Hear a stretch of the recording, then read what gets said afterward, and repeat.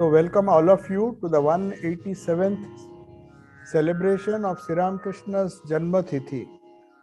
Of course, the Janmatithi was on Friday, last Friday, but being a weekend, we are celebrating it today.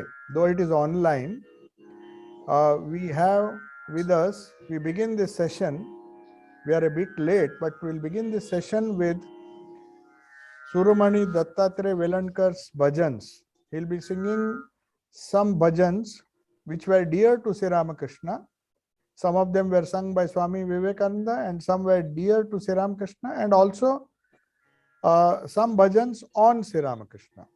So without wasting any further time, I would request Dattatreya Velankar to start his presentation.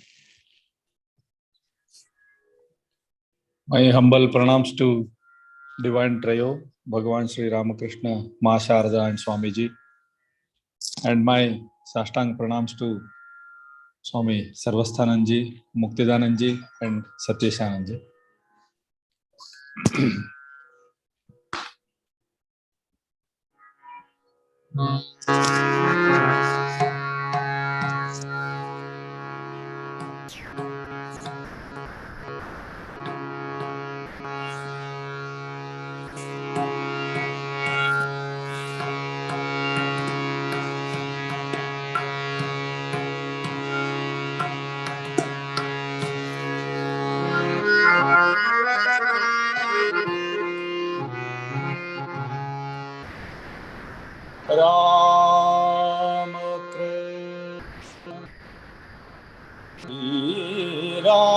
Ramakrishna Manisham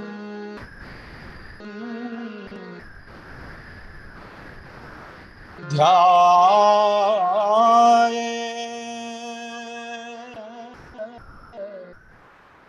Ramakrishna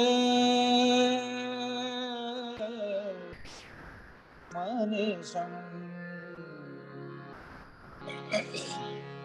Shri Rama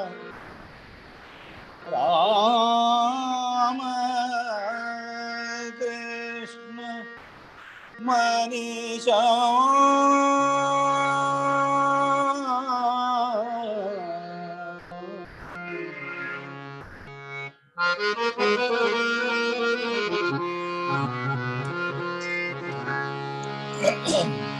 Ramakrishna Manisham Dhyaye Ramakrishna Manisham Dhyaye Ramakrishna Manisham Dhyaye Ramakrishna Manisham Dhyaye Ramakrishna Manisham Dhyaye Ramakrishna Manisham Dhyaye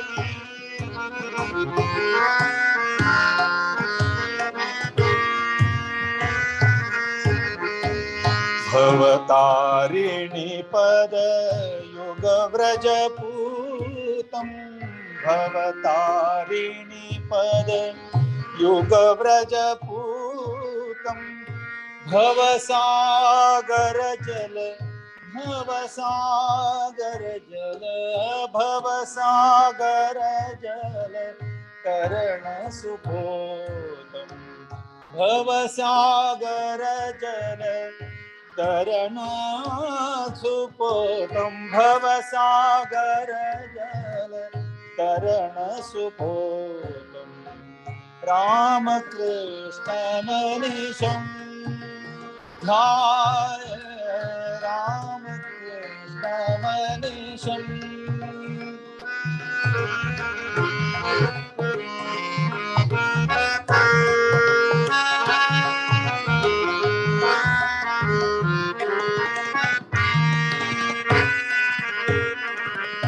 Bhakta Hridaya Bhavane Viharantam Bhakta Hridaya Bhavane Bhakta भक्तहृदय भवने विहरन्तं भक्तहृदय भवने विहरन्तं भक्तिभाव विवशेन नटन्तं भक्तिभाव विवशेन नटन्तं ज्ञान भक्ति परमाद्भुत रूपं ज्ञान भक्ति परमाद्भुत रूपं परमहंसममलं मम प्राण परमहंसममलं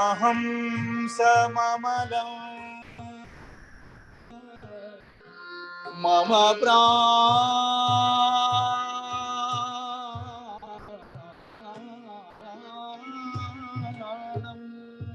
मम प्राण परमहंसममलं मम प्राण रामकृष्णमनिशं ध्याये रामकृष्णमनिशं ध्याये रामकृष्णमनिशं ध्याये रामकृष्णमनिशं ध्याये रामकृष्णमनिशं ध्याये।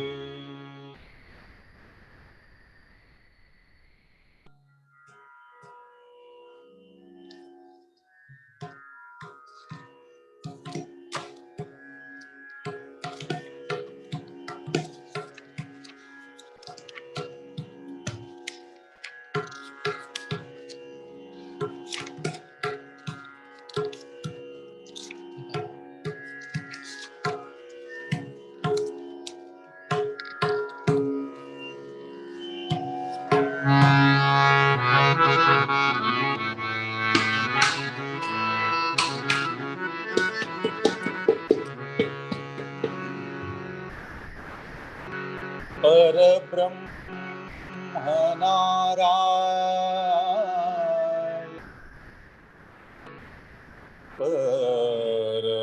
परब्रह्म नारायण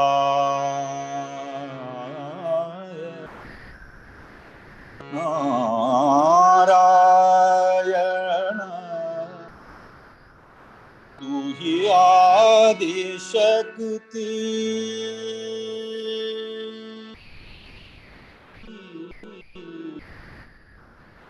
श्री राम श्री राम तू ही श्री कृष्ण तू ही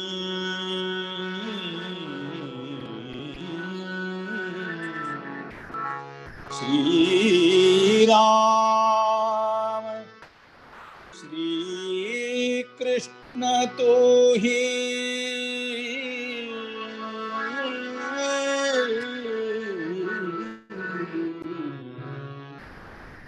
श्री राम तू ही श्री कृष्ण तू ही श्री राम तू श्री कृष्ण तू ही श्री राम तू श्री कृष्ण तू ही परब्रह्म नारायण तू ही आदि शक्ति परब्रह्म नारायण तू ही आदि शक्ति श्री राम तू ही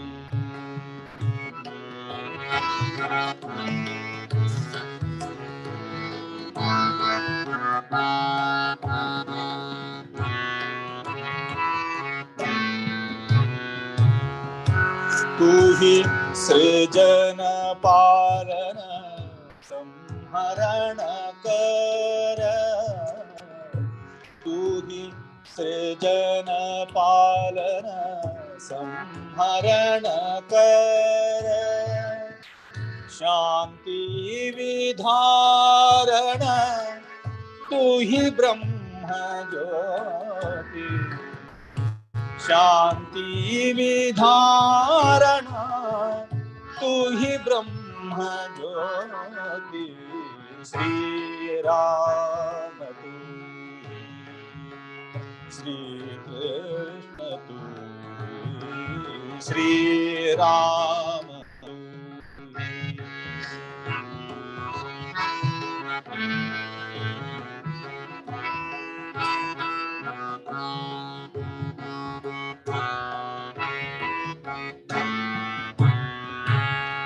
जगन्नाथ प्रकट हो यह पुण्य भूमि में, जगन्नाथ प्रकट हो यह पुण्य भूमि में, जगन्नाथ प्रकट हो यह पुण्य भूमि में, शिखावत सब धर्म समज्ञान, शिखावत सब धर्म समज्ञान प्रतीति, शिखावत सब धर्म समज्ञान प्रतीति। श्री राम तू, श्री कृष्ण तू,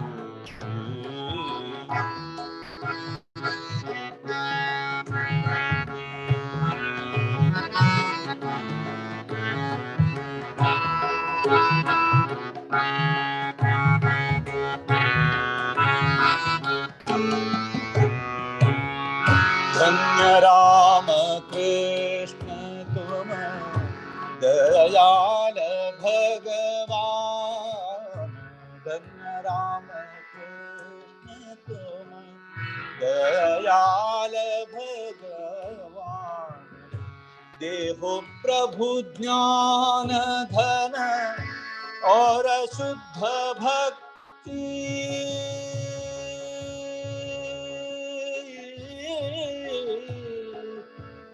देहो प्रभु देहु ज्ञान धन शुद्ध भक्ति,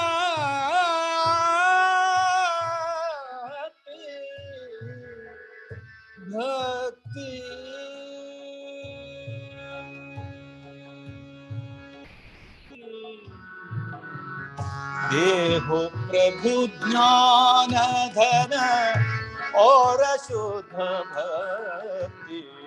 श्री राम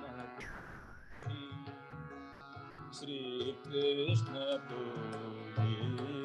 श्री राम तू, श्री कृष्ण तू।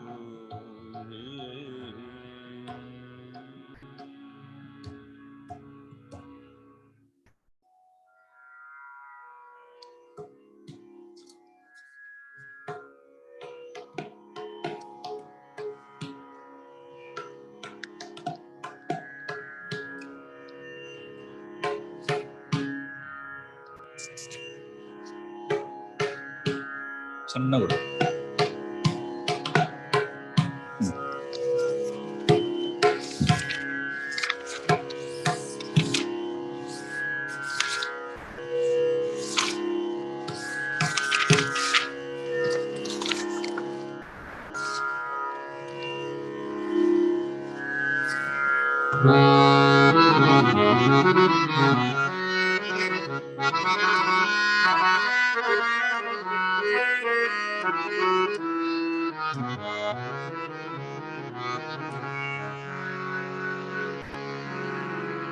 तुम त्रिभुवन के, तुम त्रिभुवन के आधार हो।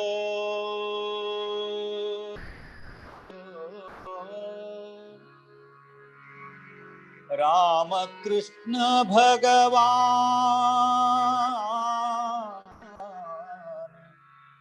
रामकृष्ण भगवान, राम कृष्ण भगवान, तुम त्रिभुवन के आधार हो, तुम त्रिभुवन के आधार हो। राम कृष्ण भगवान,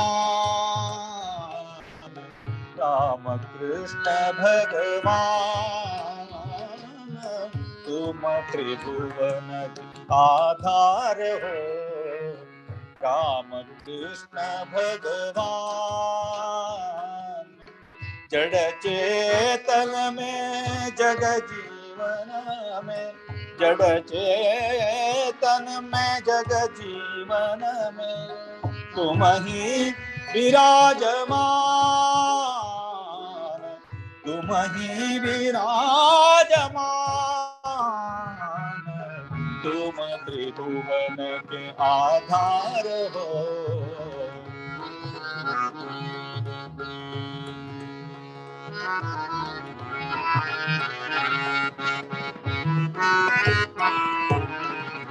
आत्मनाथ तुम अज अविनाशी, घट घट अंतरवासी। आत्मनाथ तुम अज अविनाशी, घट घट अंतरवासी। हरने आए भव दुख राशि, सकल मोह अज्ञान। हरने आए भव दुख राशि, सकल मोह अज्ञान। तुम त्रिभुवन के आधार हो। राम कृष्ण भगवान,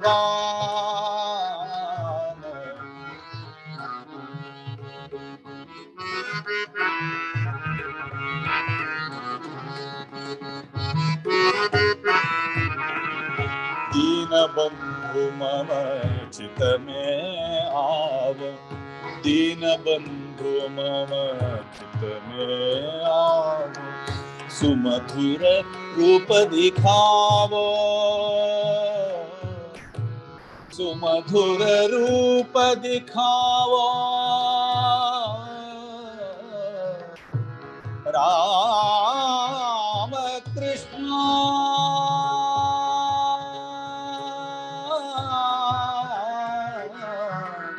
दीन बंधु मम चित में आवो, सुमधुर रूप दिखावो।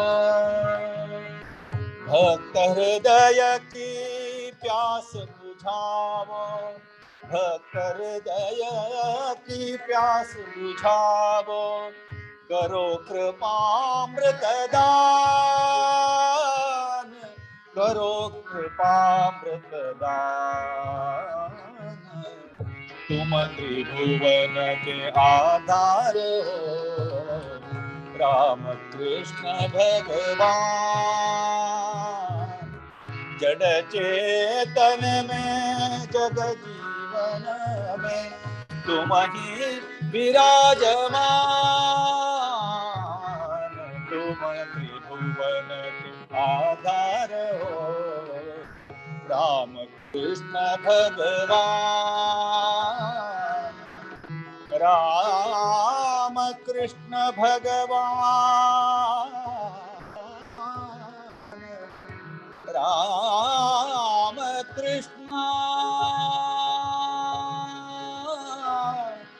भगवान,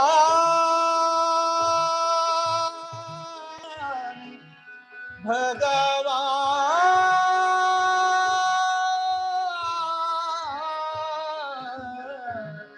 भगवान।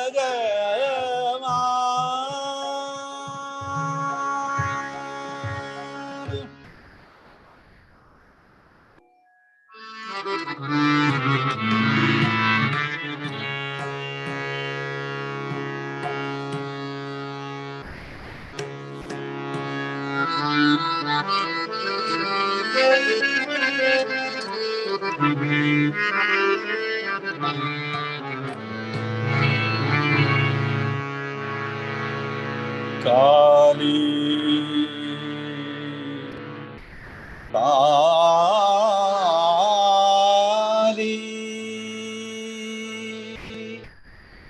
Darshan de Darshan de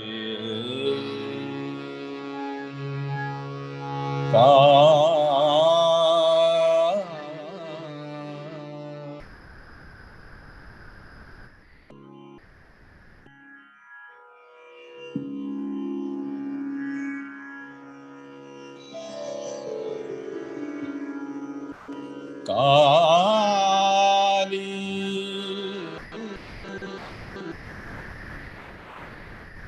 Darshan de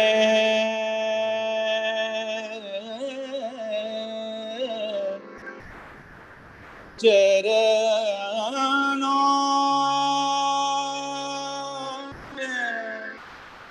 Darshan de Darshan de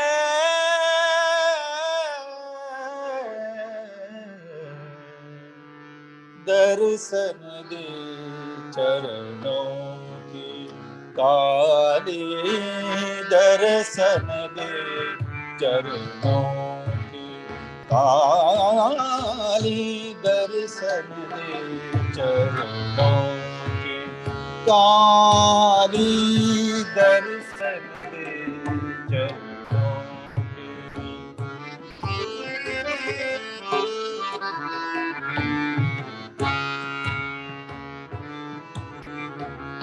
उदय रवि पश्चिम समुद्र में डूब्यो आई रात मुदित कुमुदिनी प्रफुल्लित होए देखत चंदिर कांति दर्शन दे चरणों की काली दर्शन दे चरणों की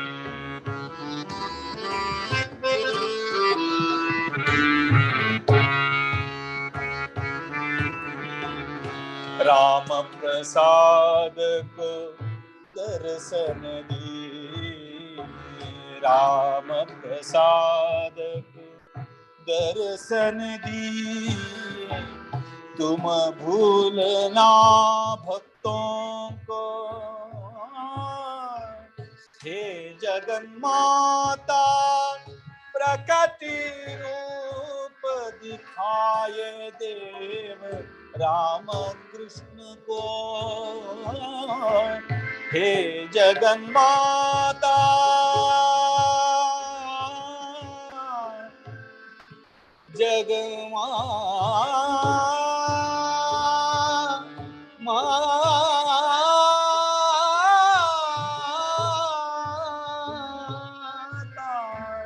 हे जगन माता प्रकृति रूप दिखाए देव राम कृष्ण को दर्शन दे चरणों की काली दर्शन दे चरणों की काली दर्शन दे दर्शन दे दर्शन दे चरणों की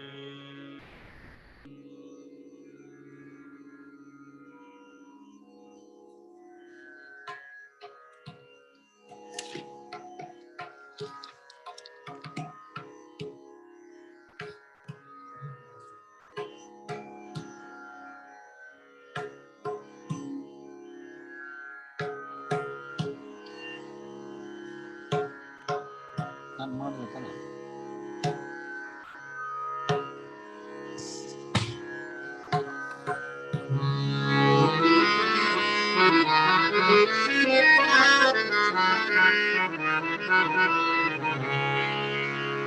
एक को अपना पाया, एक तुझको, एक तुझको अपने अपना पाया, अपना पाया। जो कुछ है सो, जो कुछ है सो, कुछ है सो तू ही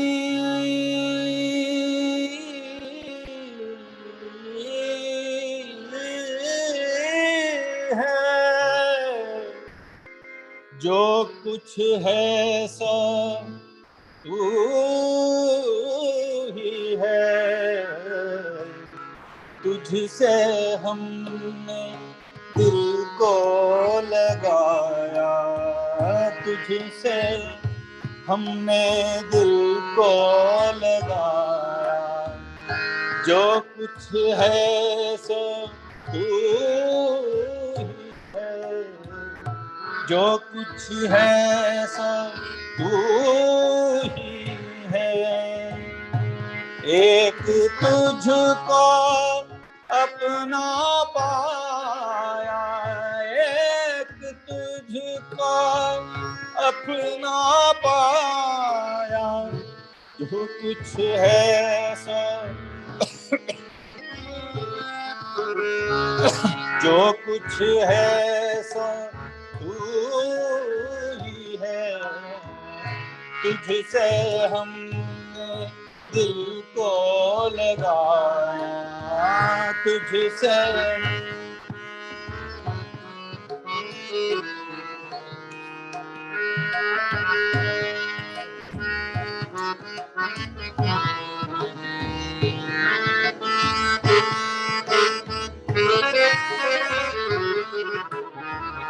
सबका मकान दिल का मकीन तू। कौन सा दिल है जिसमें नहीं तू। सबके मकान दिल का मकीन तू। जिसमें दिल है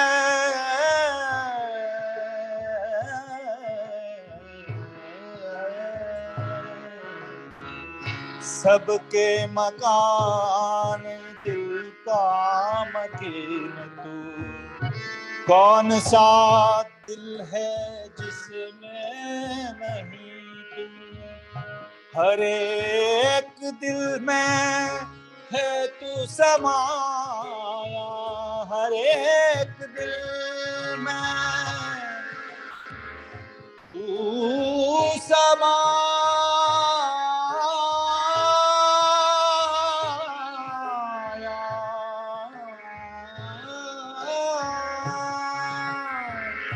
हर एक दिल है तू समाया।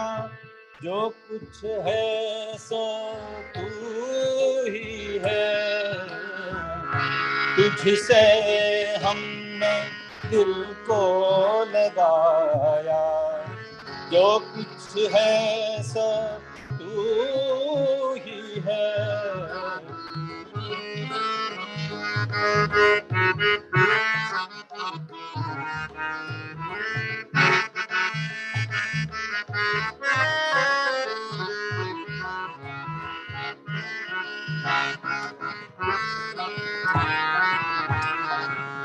सोचा समझा देखा भाला। सोचा समझा देखा भाला। तू जैसा ना कोई ढूंढ निकाला। तू जैसा ना कोई ढूंढ निकाला। अब ये समझ में जफर के आया, अब ये समझ में जफर की आया, जो कुछ है सो तू ही है,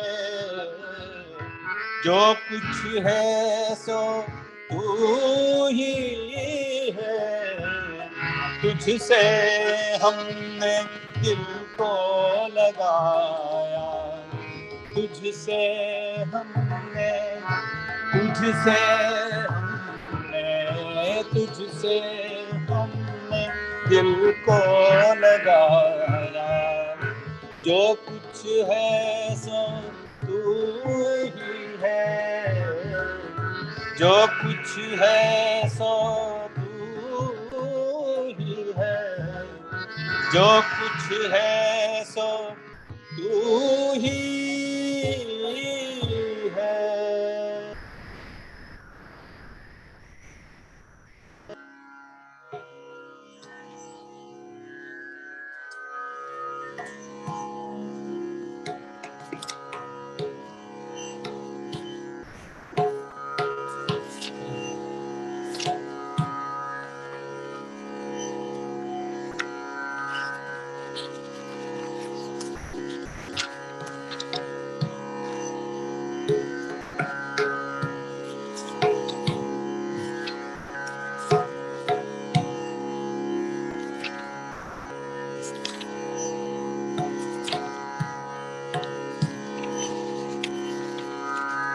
Dattu, Swami, are you singing? Are you singing?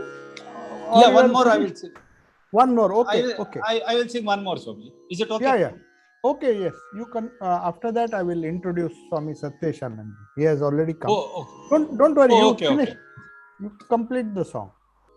Okay, Swami.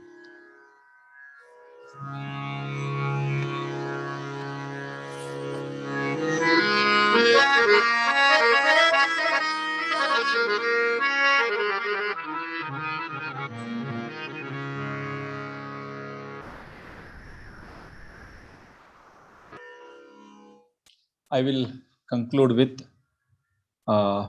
Shakti Samudra Samutha Tarangam, written by Swamiji about Guru Maharaj.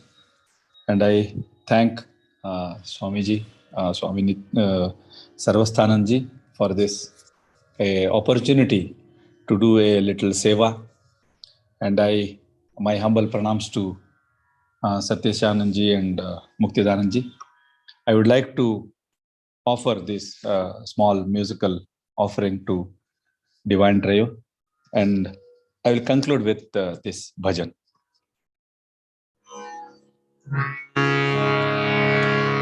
Yami Gurum Sharanam Bhava Vaidyam, Yami Gurum Sharanam Bhava Vaidyam,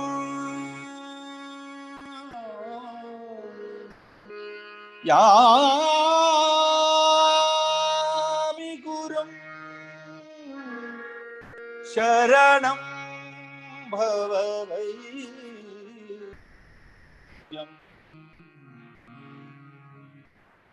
Shakti Samudra Samutha Tarangam, Shakti Samudra Samutha Tarangam, Shakti Samudra Samutha Tarangam, Darshita Prema Vijram Vitarangam, Darshita Prema Vijram Vitarangam, Samshaya Rakshasa Nashamastram, Samshaya Rakshasa Nashamastram,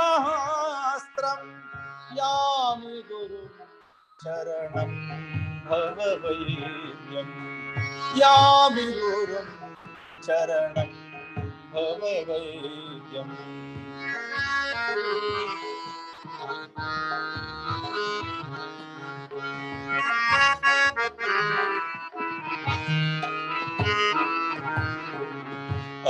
Advaya Tattva Samahita Chittam Advaya Tattva Samahita Chittam Projvala Bhakti Patavrita Vritam Projvala Bhakti Patavrita Vritam Karma Kalevaram Adbhuta Cheshtam Karma Kalevaram Adbhuta Cheshtam Yami Gurum Sharanam Bhavavaidam Yami Gurum Sharanam Bhavavaidam Yami Gurum Sharanam Bhavavaidam Yami Gurum Sharanam Bhavavaidam Yami Gurum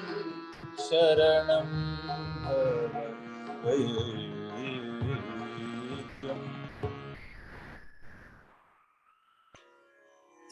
And with me,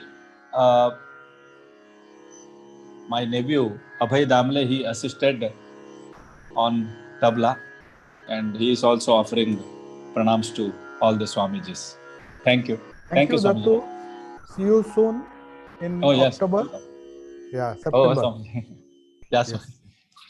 Thank you. So Dattu is joining us in September. He'll be here during Navratri and on his way to Germany and France and Geneva. So now, 1 minute.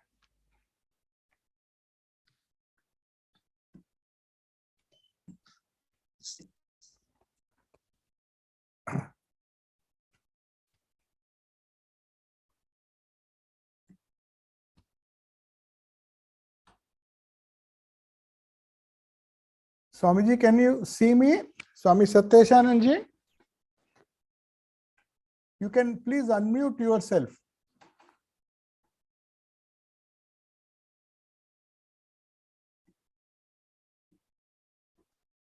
Maharaj, I would request you to please unmute yourself.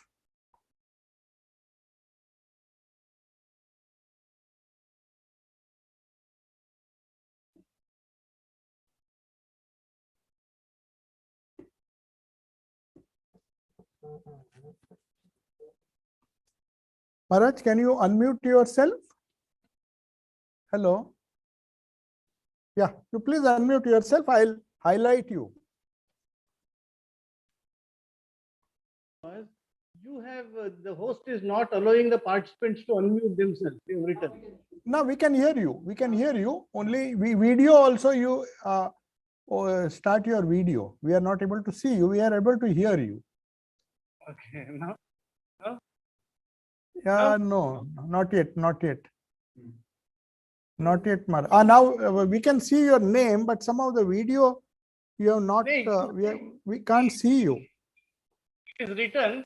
You cannot start your video because the host has disabled it. Okay. I'm again trying. Yeah. Fine. Just 1 minute. Yeah. Now you try. Yeah. Yes. Disabled. Yeah. No, it's fine. Maharaj, welcome to this online spiritual retreat. Yeah, video is fine. Your audio is fine. I'll unmute myself. When I unmute myself, they will only hear you and see you. Okay? Yeah. So before that, I'll just give a brief introduction. Of course, the revered Swami Satyeshanandaji Maharaj doesn't require any introduction. Those who are devotees of the Ramakrishna mission, he is one of the assistant general secretaries and of the Ramakrishna mission, and also a trustee. And more than that, I know him since college days. So that is a special reason why he has kindly agreed, in spite of his busy schedule, to share his thoughts on a very important topic: Sri Ramakrishna's instruction to householders how to lead a God-centered life. This is one of the most essential things, especially for householders, because Sri Ramakrishna said it's God realization is the only goal of life. But how to do it, how to lead a God-centered life while still living in the household, fulfilling all the duties. I would request Swami Satyeshanandaji to speak on this topic. Before that, I will briefly explain, other than his busy duties as the Assistant General Secretary of the entire Ramakrishna Mission, where he mainly looks after the vast relief and rehabilitation activities wherever they are held, all over India and even outside. So apart from that, before he has come to Belur Mutt, he was in Belur Mutt by virtue of being, he has a qualification in medicine. He's a doctor by profession. He was a doctor by profession, but he has served our centers in various capacities. In Delhi, we have a polyclinic, and he has served there. Then he created the beautiful temple, one of the best shrines, you can say. Thakur is so beautifully sitting in space in Chandigarh. So Chandigarh Ashrama, he was the head of our Chandigarh Ashrama, and also before that, as I told you, he was in Belur Mutt and in various capacities. The Delhi center also he served, and now of course he's serving, is looking after the relief and rehabilitation activities which are done with the spirit of service of God in man. So without wasting much time, we are all keen to hear you, Maharaj, on this very important topic.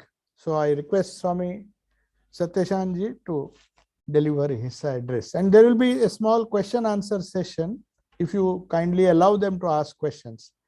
Okay? Jai Ma. Om Niranjanam Nityamanantarupam Bhaktanukampadhrita Vigraham Vai Ishavataram Parameshamidhyam Tam Ramakrishnam Shirasa Nama Tava Kathamritam Tapta Jivanam Kavibhiriditam Kalmashapaham Ravanamangalam Srimadatasam Suvigrananti Revered Sarvastananji Maharaj, I'm grateful to you for having invited me to be with you. And I heard two beautiful songs by Dattuji, Dattatreya Velankar ji. So to say, Dil Ko Lagaya, and then the last one also, Katti Samudra, very inspiring, very soothing, and very beautiful to hear it was. So the tribute we pay to Sri Ramakrishna in the beginning, that Niranjanam Nityam Anantarupam, that means Sri Ramakrishna, I bow down at your feet. You are infinite in your nature. His nature is infinite. So out of Bhaktanukampa, out of love for his devotees, out of love for humanity, he has assumed a human body. And he is Niranjanam, without any defects, without any impurities, without any stains, absolutely untainted. So Niranjanam Nityam, he is always there. He is always there, eternal. In past he was there, present he is there, in future also he will be there. So Nityam Anantaram Bhaktanukampa Dhrita Vigna Ishavataram. He is the incarnation of God. Parameshamidhyam, the supreme being, has incarnated himself as Sri Ramakrishna, and he is adorable. He is worthy of our respect and adoration and reverence. So I bow down at your feet. I take refuge. Yami Gurum Sharanam Bhava Vaidyam, that beautiful hymn, one of the greatest hymns composed by Swami Vivekananda and Sri Ramakrishna, just now Velankar sang so beautifully. Yami Gurum Sharanam Bhava Vaidyam. Lord, I take refuge at your feet. I have nobody else. Tasmat Vamiva Sharanam Mamadina Bhavi. I have taken refuge. Please grant shelter to me at your feet. So that is how the hymn goes. And Sarvastananji was telling, we know each other since our college days. He was doing his engineering, I was doing my medicine in Mysuru. So the subject is instructions given by Sri Ramakrishna to householders, householder disciples, or those who are in the world, how to lead a peaceful, meaningful, blissful life. So, and as Maharaj Sarvastananji mentioned about our acquaintance since college days, that was through a common person, a great householder, It's not out of place to remember him with gratitude, because whatever I am today, it is because of his prayers. He was in South Karnataka, South Canada, in the district of Karkala, Udupi, I think it's in now. So his name was Narsim Kamath, and Sarvastananji and myself, we met there for the first time, if I remember right. So he was an ideal householder who lived a blissful life, a peaceful life, a totally God-centered life. He was in the world, he had a family, probably had 4, 5 children, and he was working. He earned his livelihood, but led an entirely God-centered life. And God intoxicated life and lived in ecstasy. At the same time, lived for the good of others. He lived only for the good of others. Young men, many of us joined because of his holy company. Today, there are quite a few who are in the Ramakrishna order who joined because of that great householder, his blessings, his prayers, his guidance, his love and compassion for us. So, how exactly he manifested his life? So, I learned from seeing his life that householders can attain extraordinary spiritual heights. In spiritual life, there is no distinction between a householder and a monk. It does not make any difference. Sri Ramakrishna says, God sees only one's mind. He does not see the external appearance. He doesn't see the occasion. He doesn't see what we are doing or speaking, but he sees our inner mind. So whether one is a householder or a devotee or a sannyasin or a monk or a renunciate, doesn't matter at all, because what matters is that inner longing, aspiration, urge, yearning for God, to lead a higher life, to lead a noble life, to lead a life which is beyond these sensory entanglements, sensory limitations. Swami Vivekananda in one place says, he alone is a saint who does not make any distinction between a householder and a sannyasin, a monk. He is a true saint who does not make any distinction. Yes, externally we have to follow certain norms and protocols, that is there. A monk has to follow certain norms, a householder has to follow certain protocols and rules and regulations in society. But deep within, we must know the self does not have any distinction. So that great person, that householder I'm referring to, he always told, like what Sri Ramakrishna advises all of us, especially those householders, those who are in the world. Sri Ramakrishna advised all of us. He told every one of us, it's very easy to make progress in spiritual life if you approach God as mother, if you call upon God as your own mother. God is your own mother. She is your own biological mother. God in the form of the divine mother, Godhead in the form of divine mother. If you approach her, you approach that Godhead, that supreme being, that supreme consciousness, that infinite principle as mother, it will be easy for you to progress in spiritual life. You will be able to overcome these pitfalls, which are inevitable, which are there because of our past samskaras and impressions, latent tendencies. So our that great householder always would say, approach mother. She is your own. Don't call her goddess, Devi, or the supreme Durga. No, he would say, just call her mother. Ma, Ma. So that is the great mantra. And in Sri Ramakrishna's life also we always, he would tell Ma, Ma, Ma. For everything, he would approach mother. For every small thing. For him, he may notice, oh, this is a spiritual thing. I must not discuss it with mother. I must not take my complaints. I must not place my complaints before mother. This is a very petty thing. No, everything he carried to the Divine Mother, because he considered himself as a very small child, an infant, a helpless infant on mother's lap. So for him, mother was everything. Mother was there, all powerful, omniscient, all intelligent, always. She is capable of solving his problems.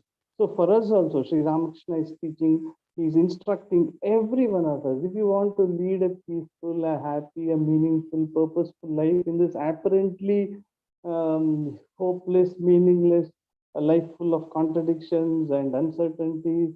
So that is the only way, he said. Live, you can live an ecstatic life, you can find ecstasy, joy in life, in your spiritual life, in your professional life, if you call on Mother. Mother, she is everything.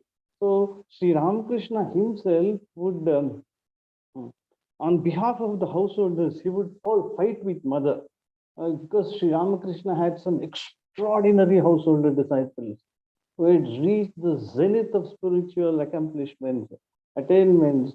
They did not wear a saffron cloth, they did not shave their heads, they did not wear these rosaries and all, but they lived like any other person in the world, like ordinary householders. They had to work, they had to earn their livelihood, they had to work in offices, schools, institutions, or in other places, but internally they were great sages. Sri Ramakrishna's householder disciples were externally ordinary householders, but internally they were extraordinary sages, extraordinary rishis, each one of them.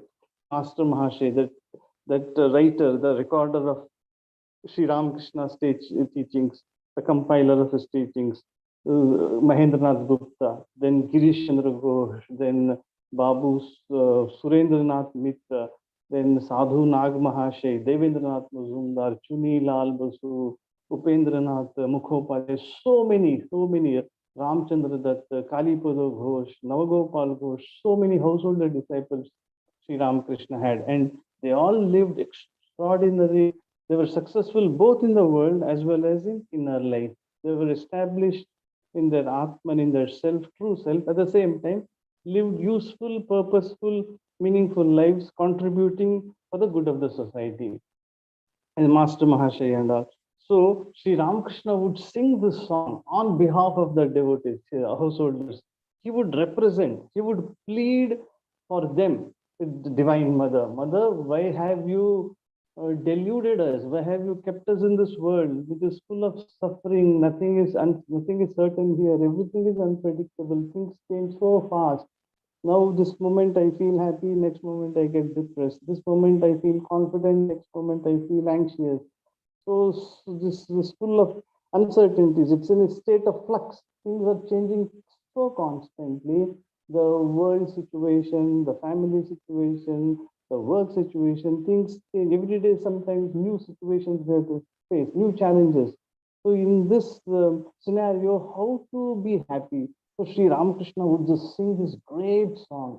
And singing, music is the highest form of worship. Swami Vivekananda said, to those who can appreciate and understand, music can be a great tool, a great weapon, a great technique by saying to reach God. One of the important techniques to reach God, to be absorbed in God, to be able to lead a God-centered life. Music can help us immensely. So Sri Ram, this singing, devotional singing, bhajans, clapping one's hands. So it's a great way. Sri Ramakrishna in his life, so he was a great singer. He was a divine singer. He had a divine voice. Holy Mother herself said. Swami Vivekananda also was an accomplished singer. So Sri Ramakrishna would sing this song beautifully in Bengali. What is that song? Durga Durga bole ma judi mori akhire e dine na taro kamone jana jabo ego Shankar. He's fighting with Mother. He's waging a battle with Divine Mother. With that tenacity, because he knew she is my own mother. I am her child. I can fight with her. I can demand things from her. I have every right. It is my birthright. So he says, Durga, Durga, Mother, listen to me carefully. I'm giving you the ultimatum. This you must understand. If I die taking your name, Durga, Durga, bole, ma jodi mori, suppose I die, akhire, at the end, na tarev kamone, jana jabe, if you don't deliver me, if you don't give me ultimate liberation, if you don't save me, I will see how you can do that. This is a challenge. So that was the attitude Sri Ramakrishna wanted every one of us to develop. There is no distinction between a householder and a monk. Every monk has to live in the world if he is not staying in Himalayas, or if he is not depending on others for his sustenance, he has to work. Every one of us have to work. Have to work on our bread and food and contribute something back to the society, because our very existence depends on food and water, electricity, which are supplied by the society to us. So we have to. It is an obligation. It is the law of sacrifice. Parasparam bhavayantaha, mutual dependence, interdependence. So Sri Ramakrishna says, Durga Durga bole majudi mori. So how will you not save me? You have to save me. You have to come to me. That is the intimate attitude Sri Ramakrishna had with mother. And then he says, because every one of us is a bundle of our past samskaras, except the great incarnations like Sri Ramakrishna, Sri Sharda Devi, Mother, Swami Vivekananda and all. We ordinary human beings, we ordinary mortals, we have come here on account of our karma, to exhaust the karma. We have inherited karma. We have come here with a baggage, the karmic baggage. Karma means whatever I have done in the past, I have to repeat now. So what I have done in the past, I have no idea. But Sri Ramakrishna says, Ma, surapans, means I might have been a drunkard. I might be an alcoholic. I might have killed a Brahman. Brahman means a man of character, a man of integrity. I might have killed a good man. I might have indulged in feticide. I might have killed an embryo, a fetus, living fetus. And I might have killed a woman. I might have harmed her. But still, mother, I don't care. I don't care a straw for all my sins. I know I have committed these sins, I have committed these mistakes, but I shall not do. That is one thing. I am not going to repeat it, because I am your child and you will always protect me from repeating those mistakes. But now, whatever I have done in the past, I will not care a straw. I will not care a bit, because I have taken your name. Brahma Podo Nite Pari. This is my birthright. I can get that supreme abode, supreme, the highest Nirvikalpa Samadhi. And Na Bhavi Tilek, not even a Tilek, Til means this system, means even I don't care, even a straw for the sins I have committed, because I have taken refuge in you. I am your child. So that faith, Shraddha, Sri Ramakrishna tells every one of us, Shraddha, that is the basic thing, faith, fundamental thing. If we have faith, we will be able to find meaning and purpose in life. Otherwise, everything becomes meaningless, purposeless. So it is monotonous, drudgery. Life becomes a big burden. It becomes a constant strain and misery. So Sri Ramakrishna wants all of us to develop this Shraddha. And I'm so much impressed by Shirdi Sai Baba's teaching, one of the greatest spiritual masters India has ever produced. He gave his spiritual teaching just in two words, Shraddha and Saburi. Shraddha is that faith in myself, in my abilities, in my capacities, that I will be able to make progress in spiritual life. I will be able to attain fulfillment in my life, true fulfillment, a sense of fulfillment, a true satisfaction. Yes, I have, at the end of the day, when time comes to leave this world, yes, I have done my duty, that sense of fulfillment. And then Saburi, patience. All great masters speak the same thing, probably in different words, different languages. The great Upanishadic statement is there, Ekam Sat Vipraha, Bahudha Vadanti. Truth is one. Stuff is one. People call it by different names. Sages call it by different names. So for us to attain this fulfillment, blessedness, Shraddha is very important. Faith. This, whatever Swami Vivekananda told us, he learned it from Sri Ramakrishna's life. He saw Sri Ramakrishna for 5 years intimately. Every inch of the ground Swamiji knows, Vivekananda knows, because he got all these virtues from Sri Ramakrishna, that faith in oneself and faith in God, because Sri Ramakrishna had that supreme faith in himself and supreme faith in mother. And patience, everything happens in time. Suppose if we sow a seed, it will take time to sprout, to become a sapling, a plant, a tree. So everything happens in time. So we must have Patience. I want to be a neurosurgeon. I want to be a great champion athlete. So it takes time. Slowly, slowly, slowly, we have to progress. So that is the meaning of patience, Shraddha and patience. So patience is of tremendous importance. Nothing can be done in a hurry. Swami Vivekananda said, he called it indecent haste. Intense yearning is important, that is true. But we must understand why there is a delay in my, why there is frustration. Life is not always a bed of roses. Life does not always go in a straight line. It is not always milk and honey, as they say. Life is full of challenges, difficulties. Every embodied being has to go through these challenges, unpredictable things. Uh, so failures happen in spite of our best resolve, in spite of our best intentions, in spite of our sincerity. We fail at times. We stumble. Swami Vivekananda and Sri Ramakrishna. As I said, Swami Vivekananda learned all this spiritual wisdom from his great master Sri Ramakrishna.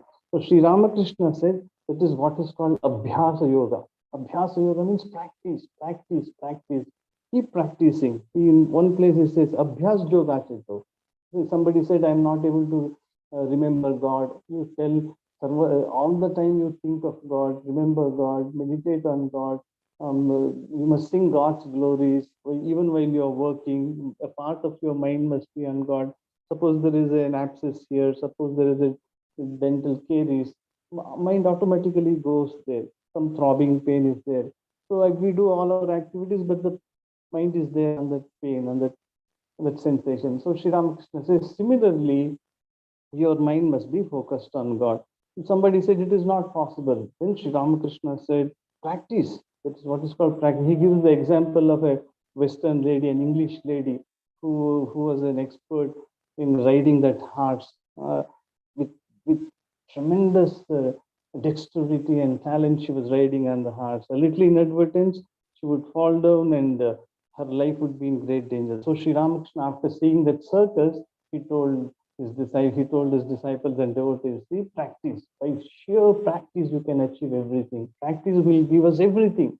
Practice means perseverance. Day after day, we have to keep practicing. Whatever the Guru has told, whatever instructions the Guru has given us, every day, though it might become monotonous and boring and exaggerated, sometimes we don't find joy, sometimes it is insipid, we don't find that bliss, but still we have to be at it. We have to keep doing it, keep doing it. So practice gives us perfection. Practice makes a man perfect. It's absolutely true in spiritual life. So Sri Ramakrishna talks about this Abhyasa Yoga every day, every day. It can appear as monotonous, we may feel it, but still we should be able to find joy. That monotony should be shrugged off.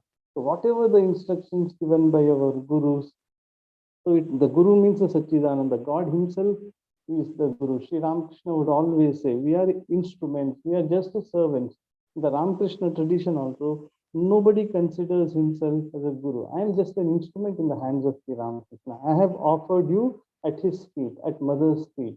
I'm just in nimitta, means I'm just an agent, I'm just an instrument. I am just a servant. I'm a child of Thakur, and I have helped you to go to him, to reach him, to be one with him. So whatever instructions our gurus have given, we have to follow. The practice is very, very important, without fail. Even if there are failures and even if there are breaks, we must be up and doing. So that is called emotional resilience. I'm always charmed, fascinated by these great sportsmen, especially these tennis champions, Rafa, Nadal, Djokovic, Federer. Recently, we saw Nadal winning that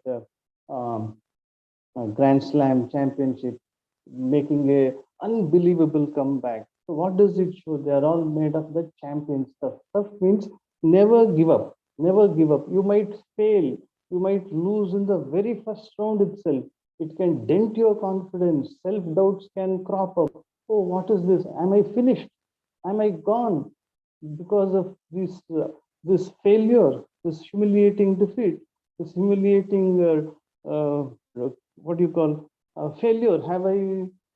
Is it finished? Everything? but the champions come back, bounce back. So that is called emotional resilience. Sri Ramakrishna always spoke to his devotees. Whenever they said, I'm not able to focus on God, he said, you love somebody, you love your niece, you love your nephew, you love your grandson. So consider him as your chosen ideal, as Sri Krishna, and love that boy, love that girl as Radha. So Sri Ramakrishna always encouraged. So Sri Ramakrishna was full of positive. He always encouraged us to go forward. Don't be stagnant. Don't be happy with what you have achieved. Go forward, go forward. So that is Sri Ramakrishna's teaching. One thing, Shraddha, faith in ourselves, faith in ourselves. And if you have faith in God, nothing like that. So faith in myself, faith in my Guru, and faith in my chosen ideal. For us, it is Sri Ramakrishna, our mother, or Swami Vivekananda, that doesn't matter. And then is faith, patience, perseverance, and this practice all go together. And then another important thing Sri Ramakrishna teaches all of us, householder disciples, our monks, every one of us needs this strength. The message of strength which Swami Vivekananda gave us. So it was his keynote, he got it from Sri Ramakrishna. That strength, even when he was stricken with cancer, the terrible throat cancer, he never forgot mother. Everything he would tell mother. So he was a man of immense strength. Sri Ramakrishna was an immense strength. He was tested by so many people. Even in our lives, we are tested. Sometimes we feel like throwing in the calling it quits, giving it up. But Sri Ramakrishna teaches us how to manifest the strength that is within every one of us. It is inherent. You don't have to beg or borrow from anybody. It is God-given gift, the divine gift. It is already there. So how to manifest this inner strength? Sri Ramakrishna teaches, because we live in the world, we have to deal with so many minds, and human mind is a very, very complex thing. We don't know how a particular mind behaves. Even we don't know how our mind reacts and responds. So when you're working with so many people, suppose in a family, husband and wife live, children live together, sometimes there'll be misunderstanding, difference of opinion. So that sense of reconciliation, Sri Ramakrishna teaches. Sajjo Kartavya means you have to have forbearance. It's so difficult, but Sri Ramakrishna says with Hridu, Hridu was his nephew, he would trouble him, torture him, though Hridu served him also, served Sri Ramakrishna wholeheartedly. And we are extremely grateful to Hridayanath Mukhopadhyay for taking care of Sri Ramakrishna's needs. But she troubled him also, tortured him also, humiliated him. And life became sometimes unbearable for Sri Ramakrishna. He wanted to jump into Ganges and drown himself. He wanted to take his life. That was the extent of Hridu's torture. But Sri Ramakrishna told Hridu, see Hridu, I have some idiosyncrasies, I have some peculiarities, you have some peculiarities. Every human being has some peculiarities and defects and shortcomings. You have to bear with me. I will bear with you. Otherwise, unnecessarily, problems get complicated. So in family life also, reconciliation is very important. Sri Ramakrishna teaches us how to treat one's spouse. Sharda Devi was his divine consort, and Sri Ram Mother says, Holy Mother says, Sri Ramakrishna treated me with the highest respect. He did not hurt me even once. Once inadvertently, he told, close the door and go. Like we speak to our equals, our inferiors, our small boy. So when he came to know it was Mother, Sri Sharda Devi, so he apologized. That immediately apologizing, that seeking forgiveness. Sri Ramakrishna teaching all of us how to have this marital life can become very joyful, cheerful, if we can have this attitude of reconciliation. So I have done this mistake, please forgive me. Sri Ramakrishna immediately went and told Mother again and again. And that's the reason why Mother said, Sharda Devi, Sri Ramakrishna did not hit me even with a flower. That was the way he looked after me with so much of respect and reverence. Sri Ramakrishna teaches every one of us. And then Sri Ramakrishna once told Mother, so you don't give my food plate. all and sundry, they may not be of good character. Mother said, no, I cannot do this. If somebody calls me mother, I can't contain myself. Thakur, you don't belong only to me, you belong to the entire world. So there were, the mother did not always agree with Sri Ramakrishna, but the mutual understanding, that mutual respect, something to be, that's why Sri Ramakrishna said, mother is so buddhimati, means she is brilliant, intelligent, and that perfect understanding. Once Sri Ramakrishna was going to Panihati to attend a festival. That Shivra festival means the fat and rice festival organized by one of the Chaitanya Mahaprabhu's disciples and his descendants. So mother sent word through one of her attendants to go and ask Thakur, should I also go? Then Sri Ramakrishna said, if she is interested, if she is very keen to go, then let her come with us. But mother immediately understood, oh, Sri Ramakrishna really does not want me to accompany him because of some reasons, social reasons. Immediately she understood. She gave up that desire, that inclination, that sankalp tyag karna. She says, sankalp mai tyag kiya. I immediately gave up that desire, that inclination to go, because my husband did not like me to accompany him. So I have to respect my husband's word. So she was so intelligent, so brilliant. She grasped it immediately. So like this, we get so many incidents. And children, suppose children do not obey us. Swami Vivekananda, Narendranath was like Sri Ramakrishna's own son.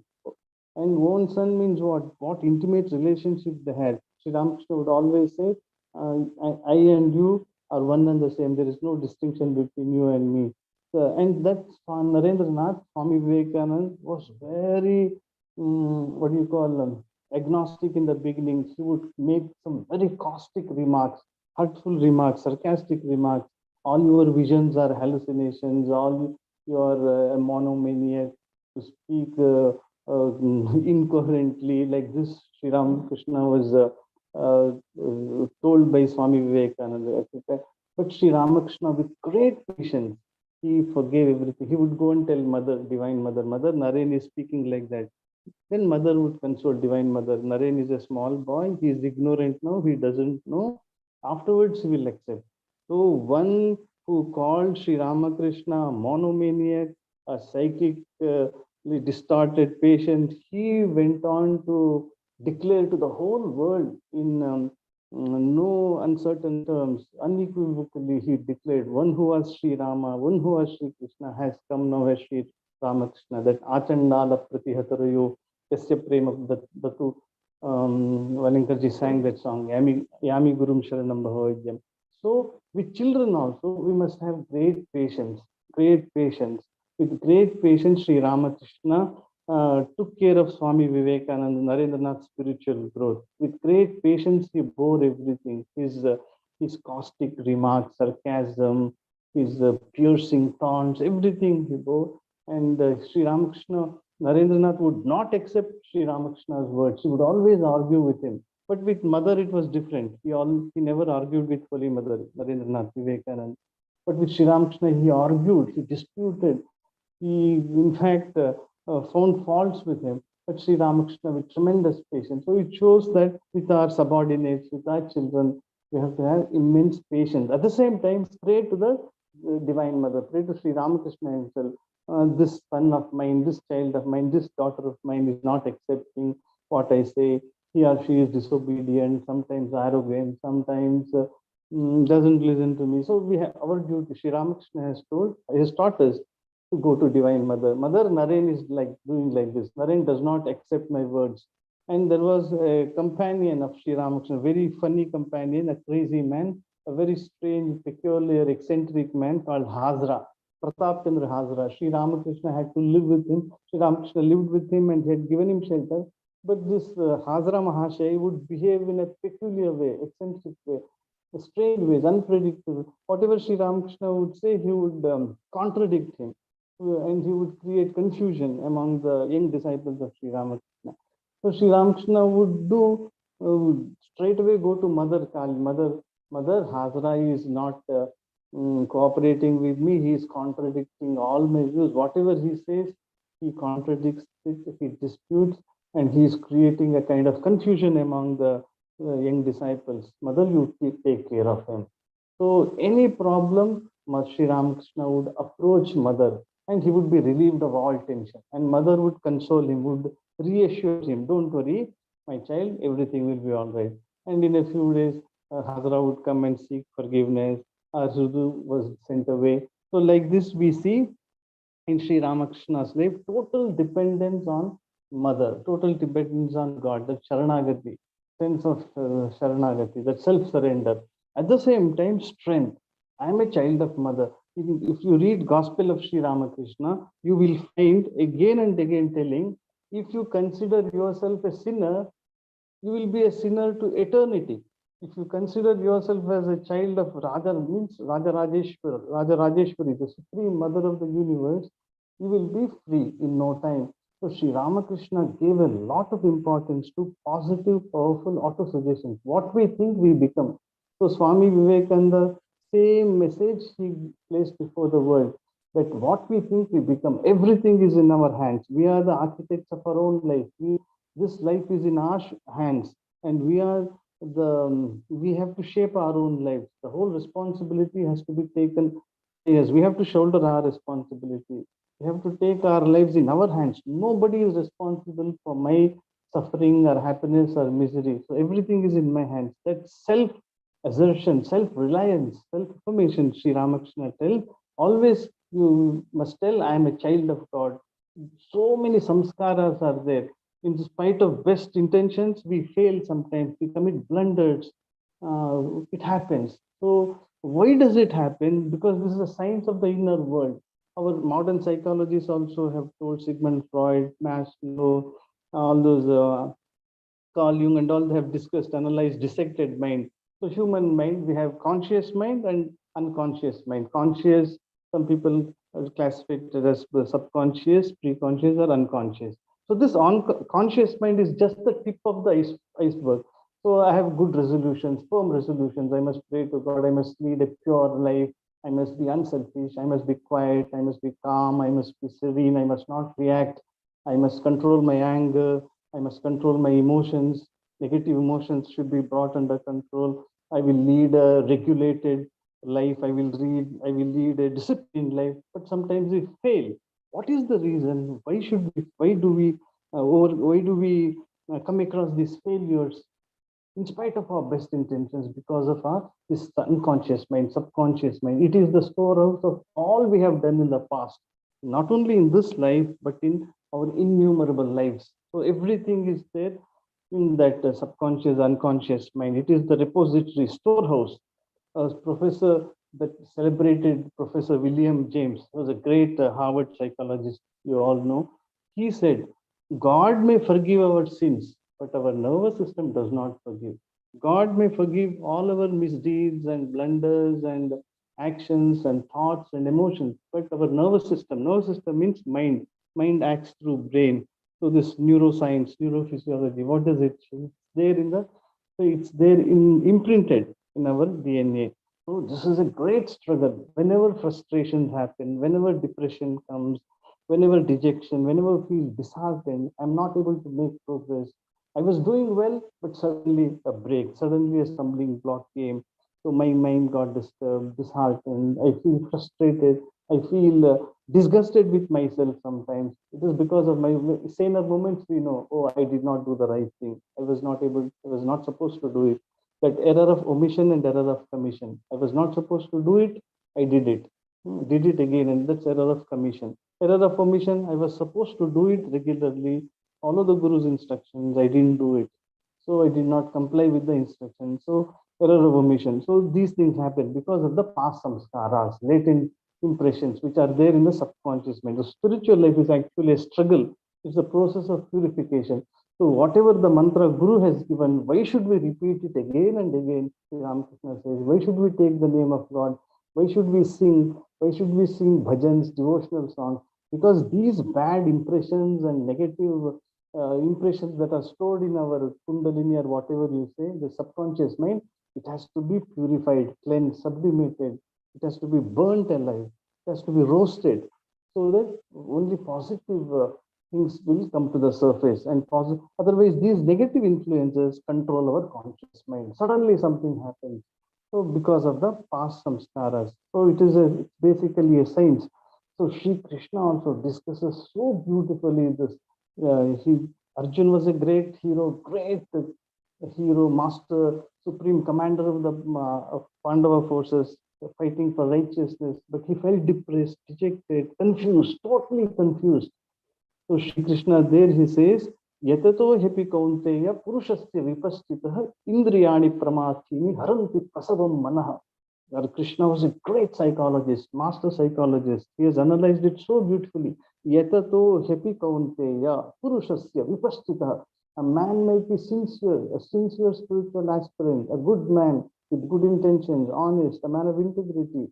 Yatato hepi kaunteya purushasya vipastitah. A sincere man, striving sincerely. Indriyani pramathini haranti prasavam manaha. Indriyani, these turbulent, strong, adamant in these turbulent sense organs, what we see, what we hear, what we touch, what we eat, what we see, these turbulent sense organs, which are always outgoing, always extrovert, they take away the mind, they distract the mind, they will make a man go astray, just like a powerful wind, a tempest, a cyclone, or a hurricane blasting away the vessels, huge vessels on the sea. So that is how our human mind also acts. Everything was going smoothly. Suddenly, something comes from within, so it disturbs our mind. So we have to be always alert. At the same time, that resilience, which Sri Ramakrishna said, Durga, Durga bole, Ma Jodi Mori.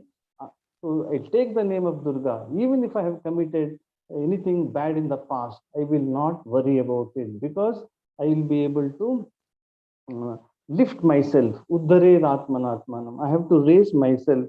That is the powerful message Sri Ramakrishna gives all of us. Have faith in yourself and faith in your Guru. If you read Swami Vivekananda's letters again and again, he tells, especially to Alasinga Perumal, Swamiji learned all these lessons, life lessons, lessons for life from Sri Ramakrishna. You must have faith in yourself, faith in your Guru, and faith in your chosen ideal, Ishta Devata. If you have these three things, nothing under the sun can crush you. Nothing. You will be absolutely, nobody can ruffle your feathers, Swami Vivekananda says. So Shraddha and patience, the perseverance, practice day after day. I may not get results immediately. My progress may appear to be slow and delayed. It doesn't matter, but we must be at it. We must be at it. And the third thing is this message of strength. Sri Ramakrishna tells, you are a child of the Divine Mother. Sri Ramakrishna had cancer. Sri Ramakrishna had broken his clavicle. He was suffering from so many ailments on account of his intense sadhana. But he was always cheerful and blissful because of that inherent strength he manifest. Because of his self-surrender, his faith in the Divine Mother. So I think I have taken 45 minutes. So our relationships, interpersonal relationships also can be made sweeter through the instructions given by Sri Ramakrishna. You try your best to improve your relationship, but if that person does not respond, you don't have to worry much. Focus your mind on God. Lord, you can always tell, Lord, please see that person behaves with me properly. Let him be. Once Girish Chandra Ghosh was a drunkard in the beginning. He would behave impulsively in an unpredictable way. Once he abused Sri Ramakrishna in foul language. He called Sri Ramakrishna by bad names, using abusive language. So Sri Ramakrishna prayed to Mother, see how Sri Ramakrishna teaches. Everything we must take to the Divine Mother. This is one attitude. Another attitude is, I will not trouble my Ishta with these petty, trivial matters. That is one attitude. But here Sri Ramakrishna and Mother, even Swami Vivekananda, if you read his letters, at the end, he was full of Mother, only Mother. Mother is guiding me. Mother is holding my hand. So Swami Vivekananda was full of Divine Mother and Sri Ramakrishna. So Girish Chandra Ghosh once abused him so much. Everybody felt bad. Everybody said, this man is not a human being, he's a brute. But Sri Ramakrishna had great faith in Girish Chandra Ghosh's spiritual capacity, because Divine Mother had shown him everything clearly. So Sri Ramakrishna prayed to Mother, Mother, please make this Girish a little peaceful so that he does not abuse me. So this is one of the prayers to improve our interpersonal relationship. Suppose we are irritated, annoyed by some people, we can always pray to Sri Ramakrishna. Sri Ramakrishna, see that he or she is hurting me, abusing me, doesn't treat me properly. Please see that that person is happy, peaceful, and blissful, so that your work goes on smoothly. So if a son or a daughter is not obedient, if your subordinate is not obedient to you, you can always pray. See that that person is humble and obedient and does not disturb me in my spiritual progress, in my day-to-day work. So this is how we can sublimate, divinize our day-to-day dealings. I think I have done everything. At the end, finally, I would like to say Sri Ramakrishna's one teaching, and I will wind up my speech, that Sri Ramakrishna gave a lot of emphasis on getting rid of this ego. That he said in Bengali, beautiful Bengali, he said, Ami molle guchibe janjal. Ami molle guchibe janjal means all our problems, sufferings, miseries cease the moment this ego dies. So this ego, the sense of separateness, this sense of separateness, that I am separate from others, I am distinct from others, I am superior to others, I am inferior to others. So this sense of separateness from others and from God, I'm different from God, I'm distinct from God. So this sense of separateness is the cause of all miseries. It's called ego. That I did, oh, I'm so and so, I'm so and so. Sri Ramakrishna says, ego, the moment ego dies, all our problems cease to exist. So somehow we have to get rid of this ego. Sri Ramakrishna gives us a great mantra. That Mahamantra is Nahang Nahang Tuhu Tuhu. God, Mother, not I, but thou. Thy will be done. Not I, but thou. Swami Akhandanandaji, one of the greatest disciples of Sri Ramakrishna, and whom Swami Vivekananda loved very dearly, Akhandanandaji, the pioneer of our relief operations, he would say, Akhandanandaji, if you just repeat this mantra, Naham Naham Tuhu Tuhu, not I, but thou, God, you are everything, I am nobody, I am a big zero. So that will lead us to the supreme realization. Even Swami Vivekananda had this attitude. When somebody prays Swamiji, you are a great orator, you are a genius, you have done so much for the country. In fact, he has done so much for the country and the world in this 10 years. Unbelievable work, phenomenal work he has done, Swami Vivekananda. Coming centuries will understand. When somebody prays Swami Vivekananda, he said, I am nobody. It is all because of my Guru's grace. Guru Prasadena Jivhagre Me Saraswati. Everything is because of my Guru. From a speck of the dust of Sri Ramakrishna's feet, thousands and thousands of Vivekanandas are produced. We all know that a man like Vivekananda's caliber does not come every day, does not come every century. He comes once in a millennium. So a man like Vivekananda to tell that whatever I am, it's because of my Guru Sri Ramakrishna. And from a speck of his dust, thousands of Vivekanandas are produced. So the sense of self-effacement, humility, that Guru is everything, God is everything. I am just an instrument, I am just a small child, infant, absolutely ignorant. Sri Ramakrishna would always pray to Mother, Mother, I am hopelessly ignorant. I am absolutely ignorant, Mother. I know nothing. I know nothing but you. I don't know anything about this world. So this real humility is this. I am totally ignorant. I may be a doctor. I know something about anatomy. I may be a chartered accountant. I know about accounts. But about other things, I'm absolutely deficient, awfully ignorant. So this true humility is, Mother, I know nothing. I'm absolutely ignorant of my true nature, of the past, present, future. I am absolutely ignorant. So please enlighten me. Please illumine me. Sri Ramakrishna would pray whenever great scholars like Shashadhar Tarkachudamani would come. Mother would immediately, Ramakrishna would immediately pray to Mother, Mother, please sit on my tongue and speak, because I'm unlettered, I'm totally ignorant. And Swami Vivekananda in his letters he has written, I'm hopelessly ignorant, hopelessly foolish. So this sense of humility, getting rid of egos somehow by using that great mantra given by Sri Ramakrishna, Nahang Nahang, not I, but thou. We find it many times in Sri Ramakrishna's Gospel. So I'm extremely grateful to Swami Saraswathanandaji. And you are also very fortunate to have him there as your spiritual guide, because all his life he has spent in meditating on Sri Ramakrishna Mother and Swamiji leading God-centered life. So I'm grateful to all of you for giving me this opportunity to be with you all. Thank you very much. Maharaj, one question is there. I will read out that question.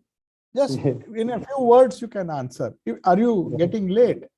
No, I'm not getting late. I'm free today, Sunday, no? Okay. So the first question is... now you must tell me when to stop. You must tell me when to stop. Okay. Just one. There are two questions, in fact. The first one, you said music is the highest form. Just wonder, in spite of all these characteristics, faith and all those things, sometimes we propose, but God disposes. Man proposes, God disposes. So the question is, does God do it for our good? So that is the question. If he disposes, whatever we think, we propose something and God disposes. So why does he do it? That's one question. Yeah. Should I take it now? Yeah. No. You answer. Yeah, it is.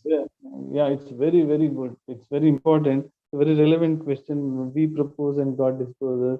So there is a thing, whatever that is done to us by God is for our own good, is for the best. That is called prasada buddhi. Prasada buddhi is that we take sacramental food sanctified by offering to God. Exactly the same way it is given to God for my inner purification, for my inner progress, this acceptance. Whatever has come to my lot, I have to accept it. It is for my good. If things do not go the way I like, it is because it is for my, there is a meaning, there is a purpose. We in our ignorance will not be able to understand it. So this acceptance is greater than renunciation, it seems. Once Satyeshanandaji told his disciples. So acceptance. So it is all for my best. I really do not know why it happened in my ignorance. Once we get that clarity of vision, we understand. Otherwise, we have to accept that is the best way to take it. Because I am a child, my life is in God's hands. Mother does whatever is good for her. Child asks, oh, I want to eat this Cadbury's, candies, cookies, this, that. Mother knows what is best for the child. Child might ask the mother for so many things. Mother knows if I give everything, he will hurt himself. He will create problems for himself. He will suffer. His health will suffer a breakdown. So mother knows what to give. So the child might become angry with the mother at that time. Oh, she is not, my mother is so cruel and unkind. She is not giving me whatever I ask. So God knows. So similarly, sometimes we ask certain things from God. It does not happen, but it is for our own good. This we must understand. We must pray to God for that also. Lord, give me right understanding. Right understanding. It's very important. Allow me to understand your grace. Allow me to understand your grace. Your grace is blowing all the time. Your grace is being showered, but I am unable to understand. I am unable to retain it. So Lord, allow me to understand your grace. Brahmananji would pray to Sri Ramakrishna like this: Thakur, you have showered so much grace on me and you're showering, but I am unable to understand it. So whatever you do, your will be done. That's why in all traditions, that thy will be done. It's a very high stage, it's difficult to follow, but there is no other way. We have to practice that also, this attitude. Thy will be done. Lord, your will be done. Yeah. Is over? Hello? Hello? Maharaj, there is one, it's not a question, but so there is Dr. Vayu Naidu, who is a disciple of Swami Ranganathanji, a old devotee, very senior devotee, and also a writer. She's a writer. So she has just expressed a small passage and addressed it to you. So I'm reading it. I'll just read as she has written. Pranam Swami Satyeshanandaji, thank you for the essence of Sri Ramakrishna's Abhyasa Yoga and urging us on despite the crossfire of what life is in the world. Life in the world places before us. Thank you for reminding us of the stepping stones of Seva while manifesting that within us with Shraddha, Sabr, patience, Titiksha, and refreshing ourselves in the eternity of mass infinite teachings of love. Inspirational. Thank you, Swami. Oh, that's okay. And that is, she is thanking me, but I don't need to read that. So I have conveyed what she has said. Thank you, Maharaj, for... Yeah. Pardon? No, as she said, as you said, she is a disciple of Ranganathananji Maharaj. Ranganathananji has written a small booklet. I have done the audio in what life has taught me. Their Swami Ranganathananji says his life full of positive attitude. There was no room for any cynical attitude. He said, I always loved this adventure. He has written, published by Bhavan's house. So he said, Nietzsche's teaching he followed, live dangerously, means live without any fear. Everywhere he followed the great statement, great teaching of Sri Krishna. Idrichaya chopapannam svargadvaram apavritah sukina kshatriya partha labhante yuddham vidisham. You must live like a great warrior.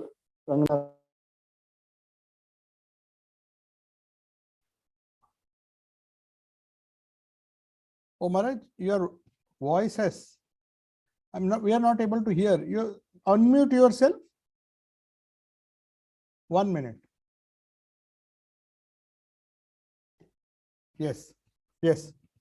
Please unmute yourself.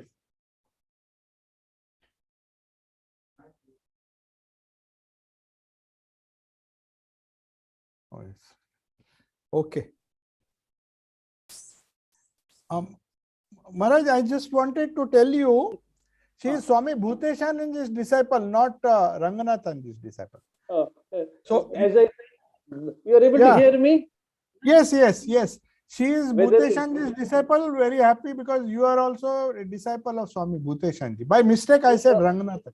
No. We are all disciples of Sri Ramakrishna, Mother and Swamiji. No, it's okay. No.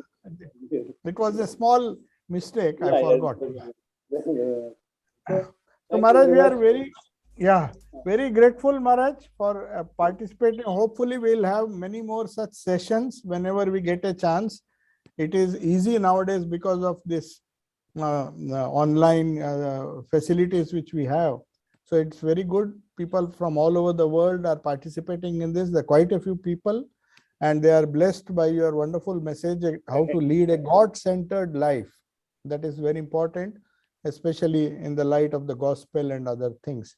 So once again, I thank you very much for enlightening all our devotees and all of us, and inspiring us to lead God-centered lives ourselves. Thank you, Maharaj. So next will be, I will be now requesting Swami Muktidanandaji Maharaj is with us. Maharaj, pranams to you, and I would request you to unmute yourself. Unmute, madam. Yes. Yes. I think you are able to hear me. Yes. Yes. Maharaj, we are able to hear you and see you nicely. Yes. So I will just mention the topic on which you are going to speak. So we have revered Swami Muktidanandaji Maharaj, and I had the privilege of meeting him even when I was a student.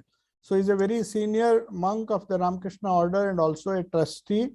And currently he is in Mysuru. He is the head of our Mysuru center, which he has served for a very long time, guiding students through Mysuru Vidyashala, and also now as its head and its publication department and everything.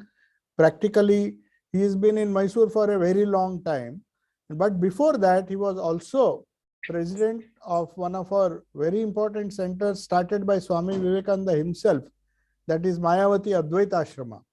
And he was instrumental in renovating that beautiful, very old historical place where Swami Vivekananda himself stayed. And all of you know, it was the Secy family from London who made that Mayavati Advaita Ashrama, a dream project of Swami Vivekananda, really happen. So he had the privilege of serving Mayavati and renovating that very building, which was sanctified by the stay of Swami Vivekananda. So now currently, of course, he is building another memorial, the place where Swami Vivekananda stayed in Mysuru. So that has fortunately come to us after a long struggle. So he is now trying to build a beautiful memorial to Swami Vivekananda in Mysuru. So without taking much time, I would request Swami Muktidanandaji Maharaj, Revered Swami Muktidanandaji Maharaj, to speak on a very important topic, Sri Ramakrishna, the modern spiritual educator of mankind. So this topic, I think most of the readers of Vedanta, the bi-monthly published from our center, we have published an article written by Revered Maharaj. In fact, it was a talk he delivered at Belur, which has edited and later on sent it to us. So today he will enlighten us on that very topic. And I would now request Revered Maharaj to kindly talk on this very important topic, Sri Ramakrishna and the spiritual educator of mankind. Pranam Maharaj. Thank you, Sarvasthanji Maharaj, for this opportunity to be with you all online to celebrate Sri Ramakrishna Jayanti and speak about Sri Ramakrishna's glories and how he appeals to the modern mind and how he is a great teacher of mankind and all that. So let me first begin with a small prayer. Jananim Sharadam Devim Ramakrishnam Jagadgurum Padapadme Tayoshitva Pranamami Muhur Muhur Namashriyati Rajaya Vivekananda Sure Satya Sukasvarupaya Swami Tapaharini Sarve Janaha Sukhino Bhavantu Sri Ramakrishna Sharanam.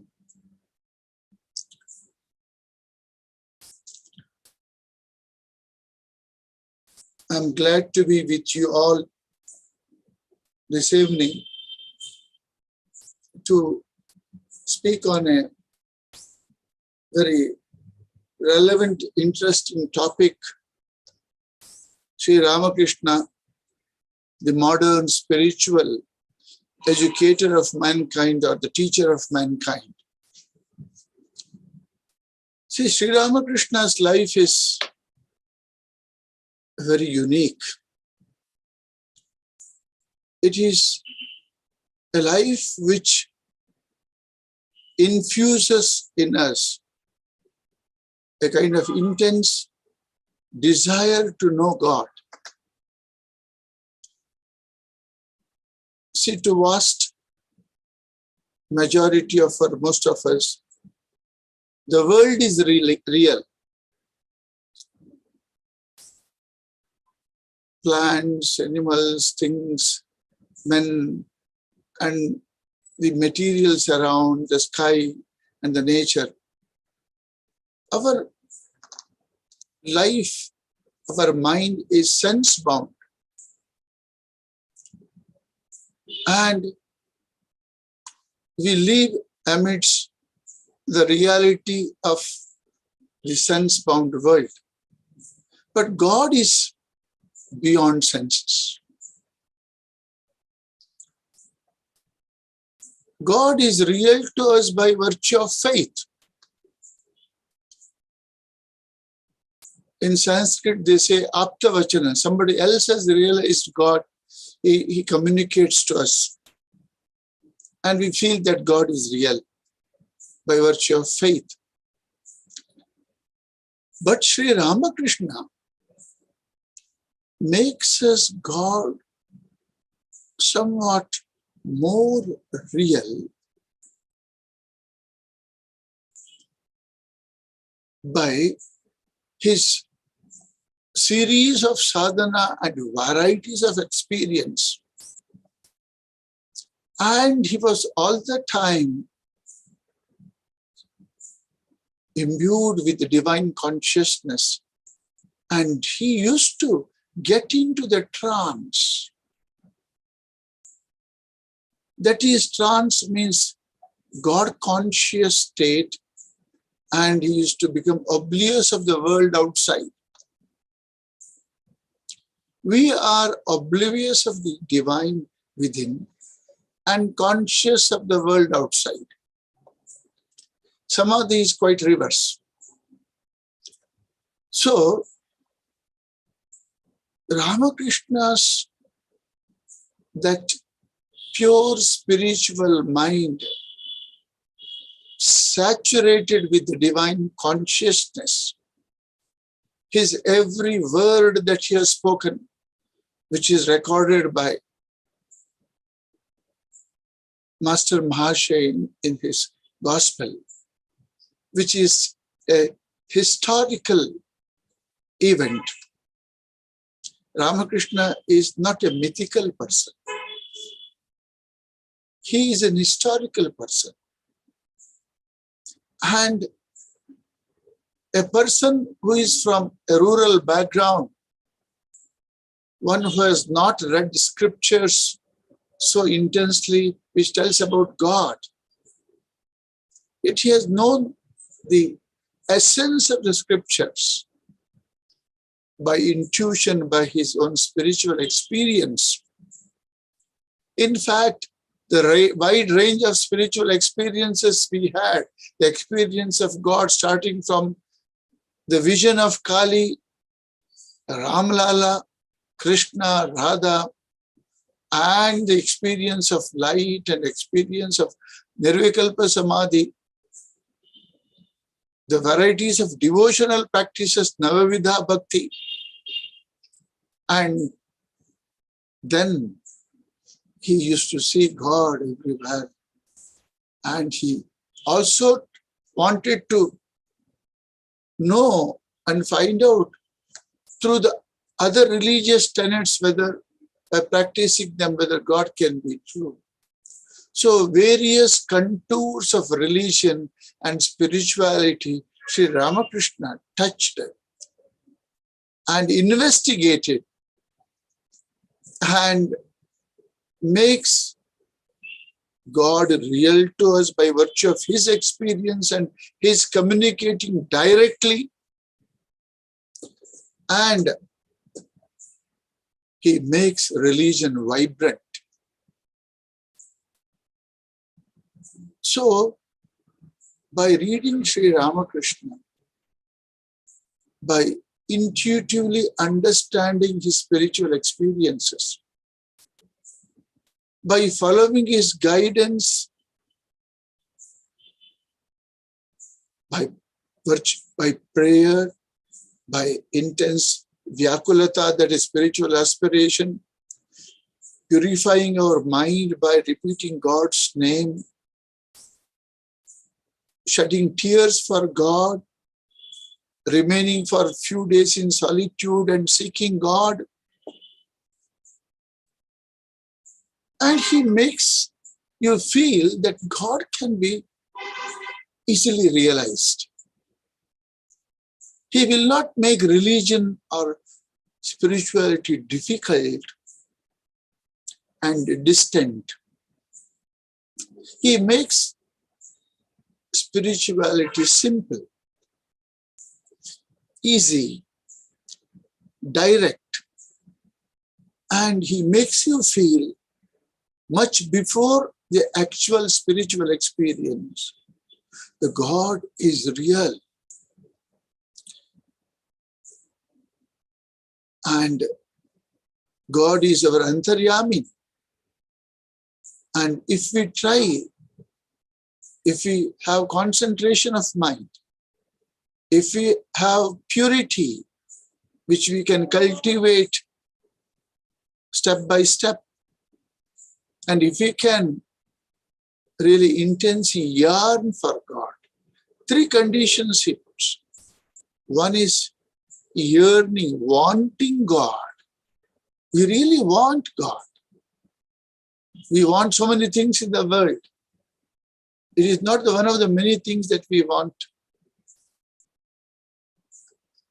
that about God. God should be our central focus, and we should feel that since the life is death-bound and our existence is temporary in this body-mind complex, it is natural that a human intellect which is awakened by listening to the words of the great spiritual master like Sri Ramakrishna, who puts his direct experience before us and awakens our mind to the reality of God. This is what actually happens. You just see, if you read the Gospel of Sri Ramakrishna, what happens?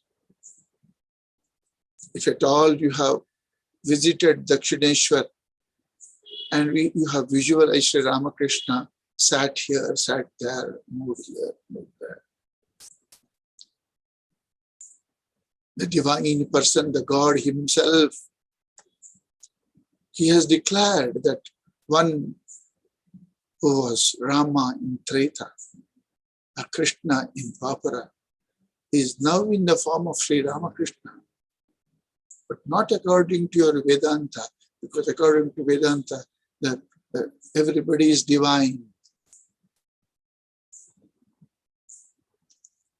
So, Swami Vivekananda, as Narendra Natha, the fragment of Sri Ramakrishna's life, had some doubt.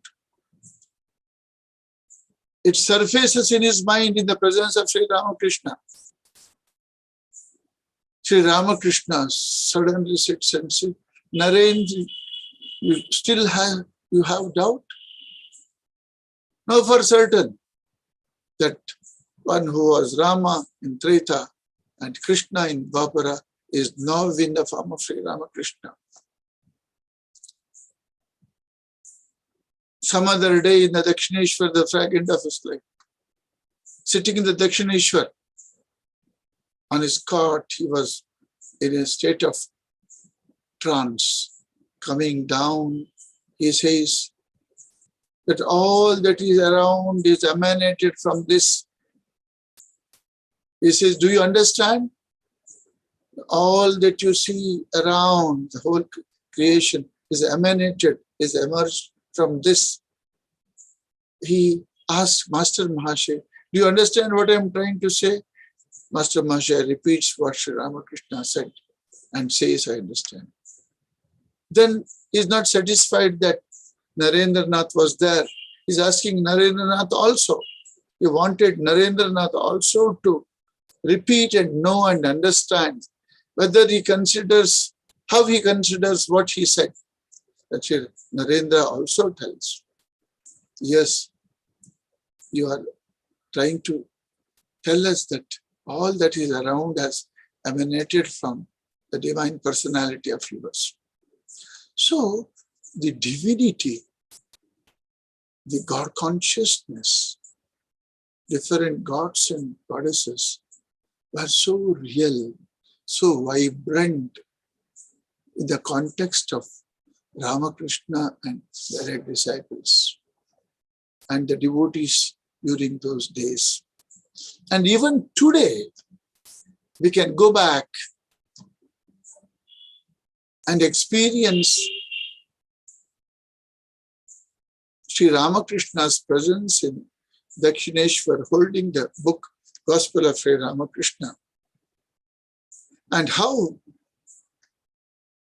Master Mahasaya narrated everything, giving all circumstantial situations, evidences about the details of the room and the cot in which he sat and how he sat and how he was in the state of divine inebriation and how the Ganga is flowing and the wind is blowing and the bells of Dakshineshwar temple are heard. Like that, he gives a real picture of those days, a pen picture, by which you can really create an image of Dakshineshwar in your own, before your mind's eye, and experience the presence of Sri Ramakrishna and the words which have come out from his divine mouth. So, never before, a great poet laureate of Karnataka, Kuvempu, says, Hindendu Daivavani ಈ ರೀತಿ ಅಧಿಕೃತಗೊಂಡಿರಲಿಲ್ಲ. ಹಿಂದೆಂದೂ ದೈವವಾಣಿ ಹೀಗೆ ಕೃತಿಗೊಂಡಿರಲಿಲ್ಲ. Means the gods words emerged from the incarnation was so authentically being recorded by Master Mahashaya with all evidences.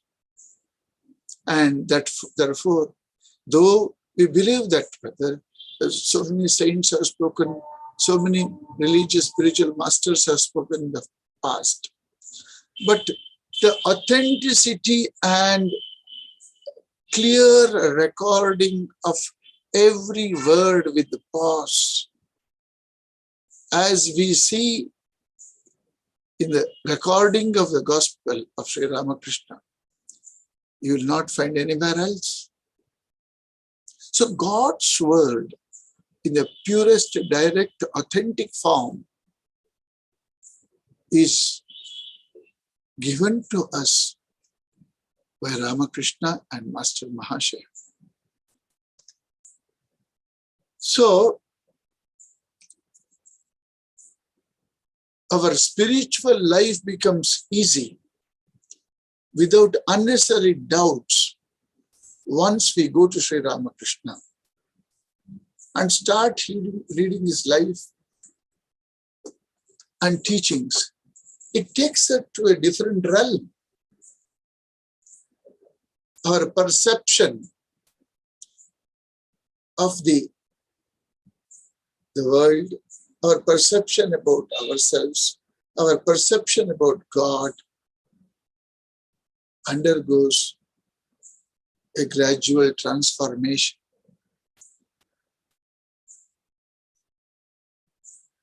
See, through religion, if you see the religious history of mankind, all religions are struggling to teach human mind about the existence of unseen God. I say unseen means unseen to the naked eye. All religions are talking by virtue of faith. But the very purpose of religion is to make human beings, as we have equipped with a mind and an intellect and an extraordinary capability to know beyond what is seen and known. The science has taken us to a subtle world which we do not see with the naked eye, whether it is an electron or proton or so many subtle phenomena. Similarly, the religion, the spirituality, its purpose is to a path to go beyond our mind, ego, and the seen world and experience that which is beyond. Because the individuality itself is temporary and every individual has to shed his individuality as it is seen with the body-mind complex one day in a process called death. But perpetual generations of people who come and go and have that individuality, their life seems to be only world-centered, material-centered, and which is sense-bound. And going beyond senses is not an easy. Though the religious masters and spiritual masters all over the world, all through the history has taught about God. But how many have known about God? How many want to experience God? The purpose of religion is not to give us one more ignorant identity of a group or a religion, but to give us a true identity of that which we are beyond the body, mind, and ego, that which we experience in deep sleep that which we are before we are born in this body, and that state which we have after the body is being cast off, and linking all these unseen, unknown, subtle things of our own existence. And that is the purpose of religion. Religion is not only to make us run around in a sense-bound world, though through the initial, just as we have to go to the kindergarten of the religion, all the puja part, all this is necessary. Ultimately, the religion must inspire us to intensely seek God. Know God, because who is our real self, Atman, that truth which is beyond the body, mind and the ego. As the English poet says, how wretched is the man with honor's crown, with one thing needful not found, dice known to all, himself unknown. So unless we try to know about ourselves beyond the body, mind and ego, and that existence which is beyond the birth, that we were beyond this body came into existence, and that which is the state in which we slide into once the body is cast off, all these things have to be linked, and our state in the deep sleep, they're all unknown. Every day morning we get up, we see the same world, same identity. Such 60, 80, 90 years we live and go away. We have a religion which will tell us only to believe and do some practices with some cultural values and all. And there it ends. So the religion of Sri Ramakrishna, the life of Sri Ramakrishna, if you enter, you will understand what is the purpose of religion. It is not just external worship places like temple, church, and mosque that matter. Not all that hobnob which is going on in the name of religion, spirituality that matters. What matters is, can we experience the God in our own life? That is how Swami Vivekananda comes to Sri Ramakrishna.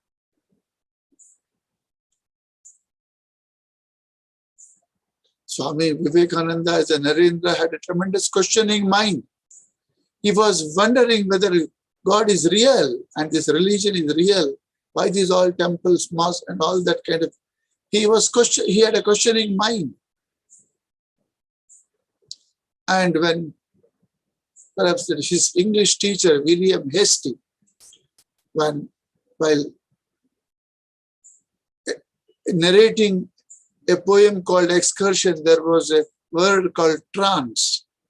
And he says, if you want to understand the meaning of the trance, you should go to Dakshineshwar. There is one Sri Ramakrishna Paramahamsa. He often gets into this trance. The real meaning of the word trance cannot be understood by reading the book, but by seeing a person who experiences trance. So please go to him and see. And that is how Narendranath runs to the Dakshineshwar. And he comes to Ramakrishna with a straight question, sir, have you seen God? Yes, he says, I have seen God more clearly than I see you. If you want, I can teach you and I can make you experience God. That is the challenge. Never before he heard a spiritual master telling like that. Later on, by the mere touch, he gives Narendranath an experience of God. He says, what are you doing to me? Narendra himself narrates that experience in his speech, My Master. But as he touched him, the walls and all the surrounding things, material things just got dissolved and he was transported to a different realm. After some time, he gets consciousness. He wonders, what are you doing to me? I have my parents at home. That Sri Ramakrishna says, for today this much is enough. Then he brings it back to his normal consciousness. Sri Ramakrishna is one who has given the God experience by touch, by look, by writing on the tongue the mantra, and varieties of ways. See, so Ramakrishna is an epitome of God consciousness. And we have to understand and relate ourselves to Sri Ramakrishna's life and teachings. And as he guided us, as he guides us, we have to walk on that path. And then meditation, spiritual experience becomes easier. And that is the why Sri Ramakrishna is the most modern spiritual teacher of mankind. It is not by books and secondary details he teaches about God, but his approach is direct, straight, and authentic, and based on his self-experience, and gives everybody an easier path to walk on, and the path of yoga, which he has narrated in very clear-cut, direct way. If you read Gospel, for householders also says that spiritual experience is not the monopoly of only the mendicants or few people who are in the monasteries or Himalayas. Most of our rishis are all householders.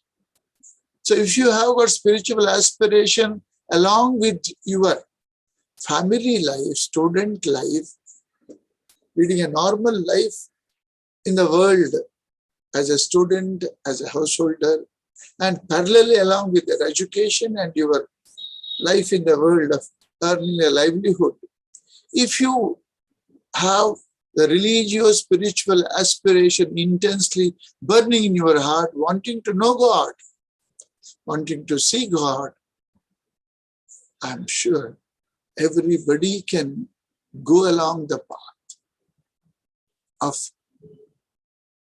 the divine experience, and everybody can experience God. Sri Ramakrishna says, as Tilak said, that spiritual experience is the birthright of everybody because our real nature is divine. We are not fair creatures of few decades just to come and go. There is a divine essence within us. And Sri Ramakrishna makes it very, very clear. He says, to preach unto mankind their inherent divinity and make it manifest every moment of their life is my mission in life.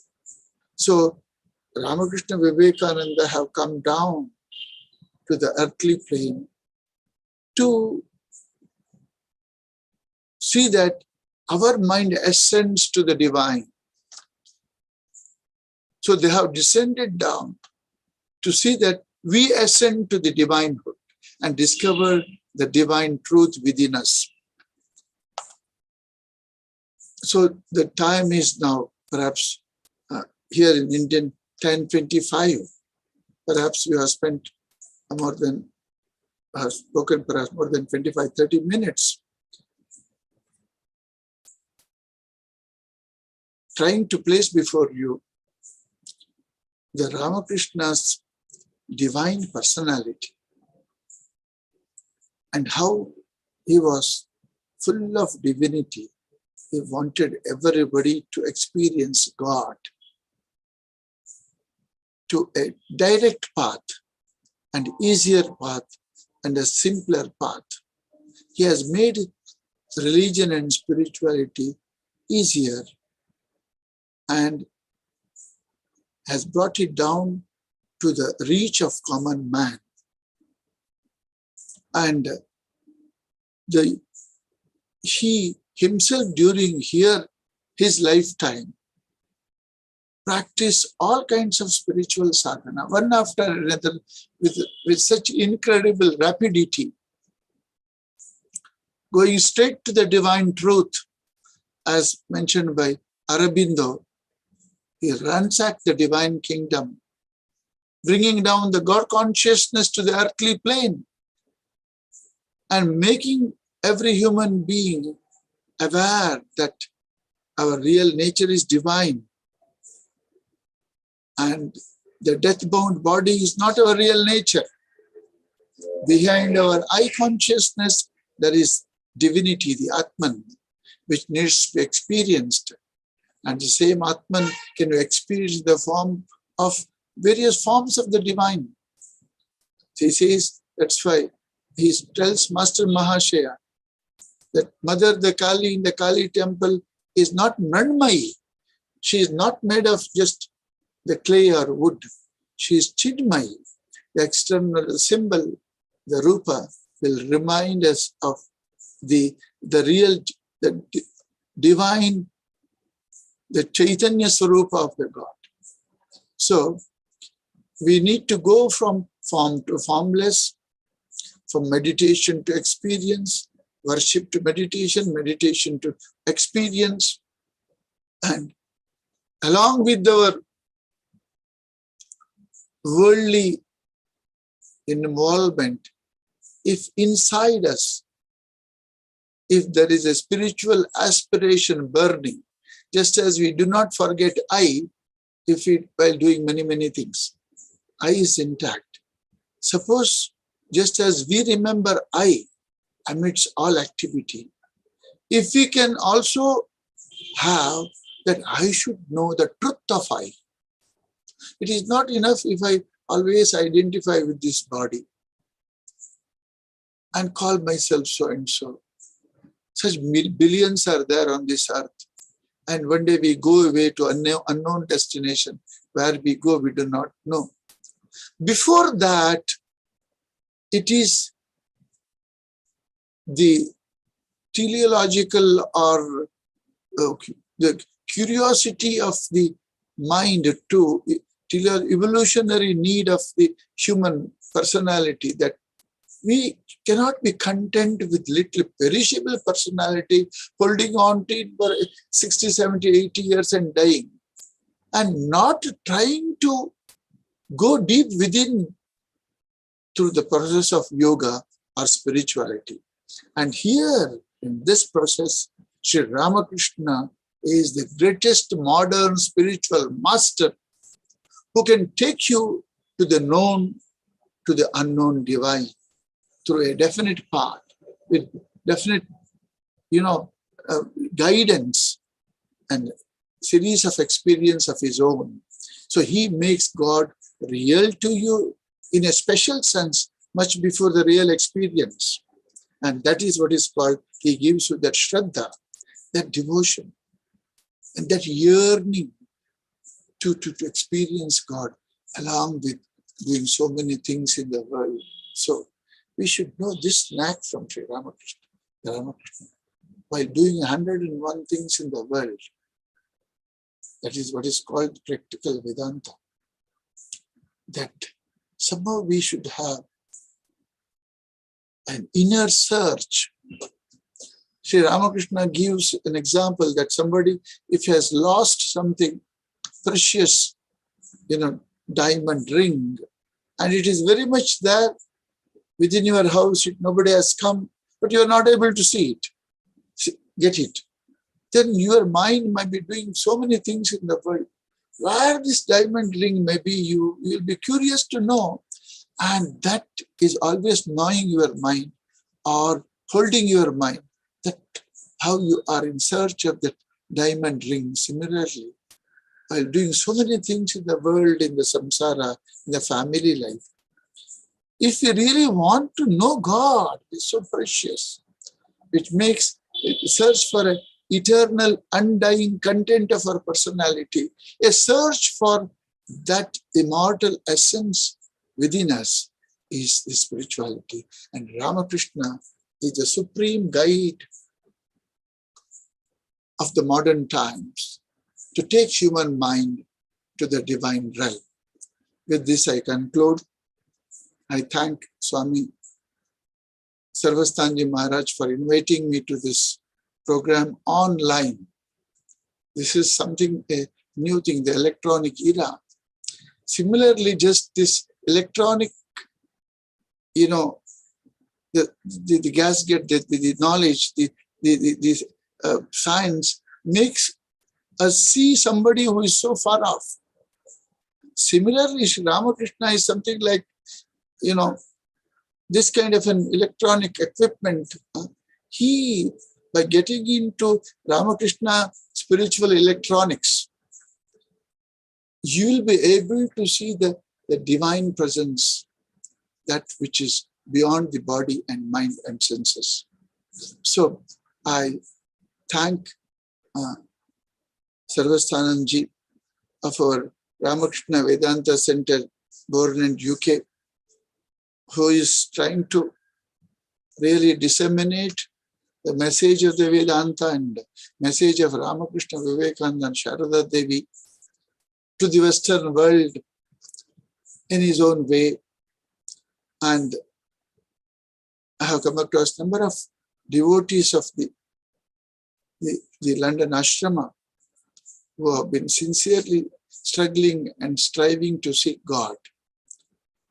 May Sri Ramakrishna on this 187th birthday bless us all and guide us to go forward and onward in the spiritual path and experience God.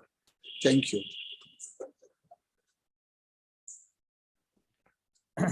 Well, thank you very much. But do you have a few minutes to answer questions? Definitely. Yeah. So there is one question. Right now I see one question, that if one wants to see God, I'm giving you the essence of that question. Since we cannot do it, since it is beyond the purview of our mind, so how can we make it possible? If the mind itself does not exist, then how do we experience this God? So that is the question asked by one of our devotees. Going beyond the mind, what does it actually mean? See, we have to understand our mind. Mind is bundle of thoughts, and it is centered in ego, the intellect. Now, with the help of the thought processes, and then there is a spiritual thought process called mantra or prayer, and with the help of making the mind concentrated, means focused, and by practicing purity, means aspiring God and not anything of the world. That is purity. And then by intense yearning, that aspiration itself will take us to a higher mind. The Shastra says there is one Chaitya Purusha, that part of our being which can experience God, which seek God, which is there in everybody. Swami Brahmanandaji says there is a spiritual mind which is in the form of a bud. By our spiritual practice, that spiritual bud gradually blooms into a flower and gives us the next capacity to experience God. So, whether through the path of yoga or the Vedanta or the devotion, the awakening of the mind takes place. What is awakening of the mind means? The mind which is after the known seen world it begins to experience, it gets inwardized, and it begins to experience the light of the divine. Antarmukhi Bhava. That is altogether a different thing. With the same mind which goes outward, if it is big to go inward in search of God, there manifests a capacity, a divine ordained capacity to know God, to experience God, have vision of God. Ramakrishna had the Samadhi experience by the pure mind. So this mind is such that it can make an object like an aeroplane or rocket fly against the gravity.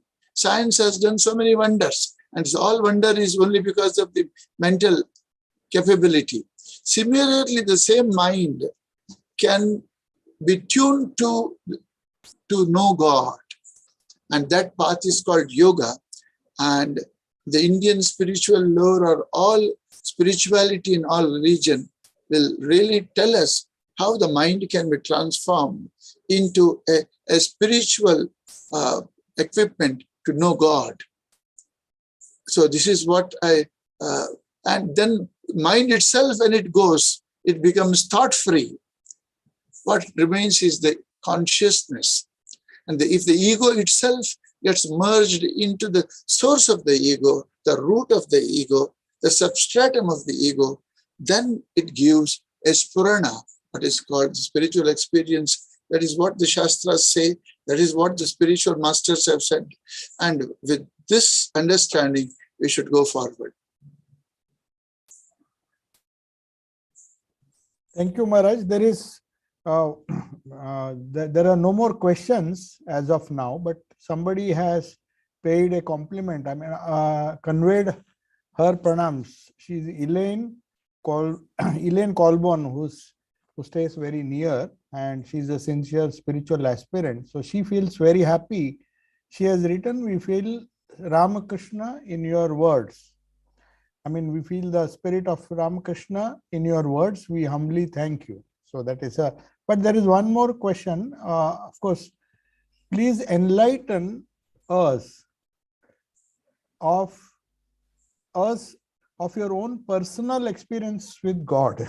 This is a slightly personal experience, if it is possible. I mean, these things cannot be, of course, discussed on an online platform, but still, some of the hints, if you can give them, then they will be happy. If we are sincere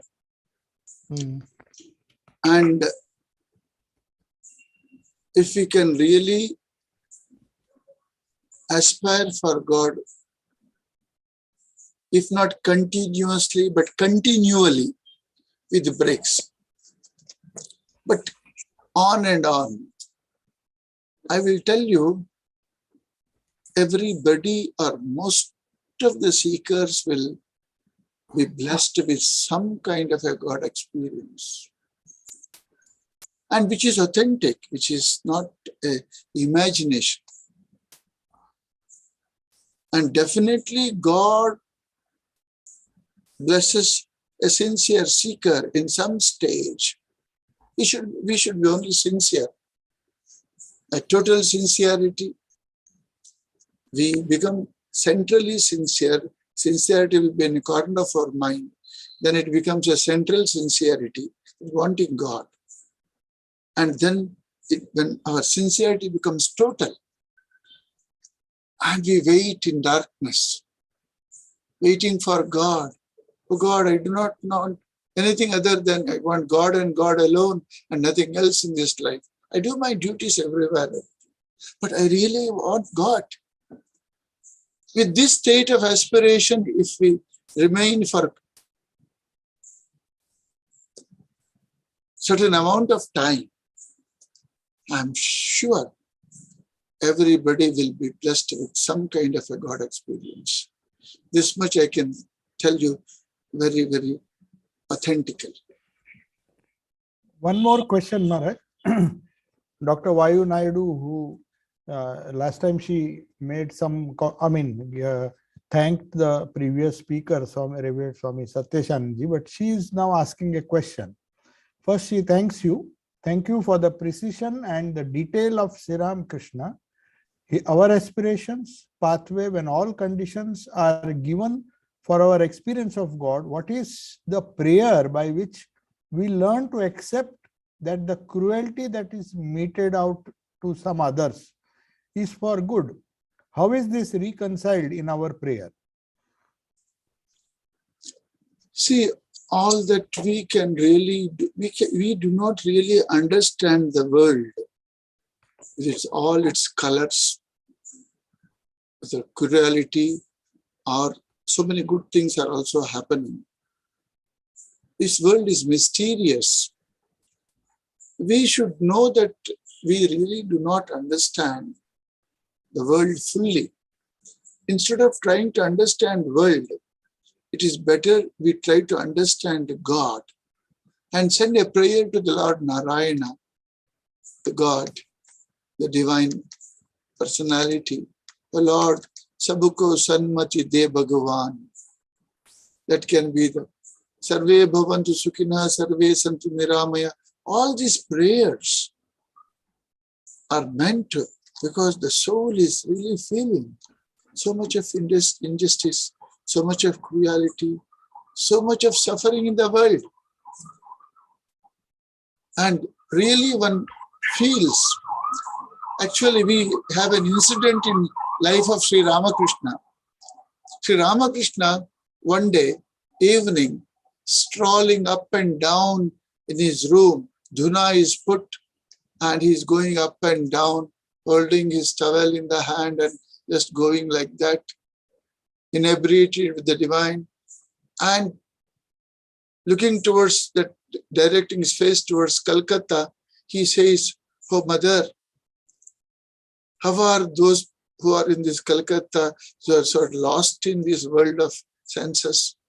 Unless you take their mind out of the Bhuvana Mohini Maya, unless you yourself give them the power to come out of that, the realm of Maya, how are they can really think of you? Oh mother, please give them that state of mind by which they can pray to you, meditate on you."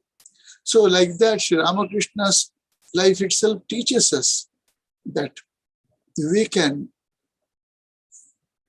transmute the spiritual vibrations and bring some good to others by sincere prayers for the well-being of those who are suffering.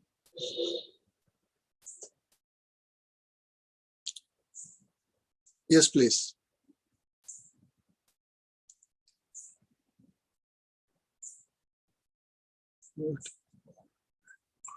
Now can you hear me? Yes, I can One hear you. devotee, Lata Ben from Pune, has said we would like to go on listening. It is too late, I know, in India, but they are so happy. All the devotees are so happy. There are many more questions, not many more questions. There are similar questions. So, If you have time, if they have time, I too have time. Sometime next few minutes we can definitely go. okay. Provided you see the time frame of the program as far as organizers are concerned. No, at least one who has asked this question that we feel like listening, definitely they will be there. So I'll just one more question. I will just, would you like to say that all the wars that are being fought are good, so that we forget the material world and focus on God? This is all the wars. Definitely not. Definitely not. All the world wars that are fought cannot be good. It is definitely the evil. The world is a concomitant existence of the evil and the good.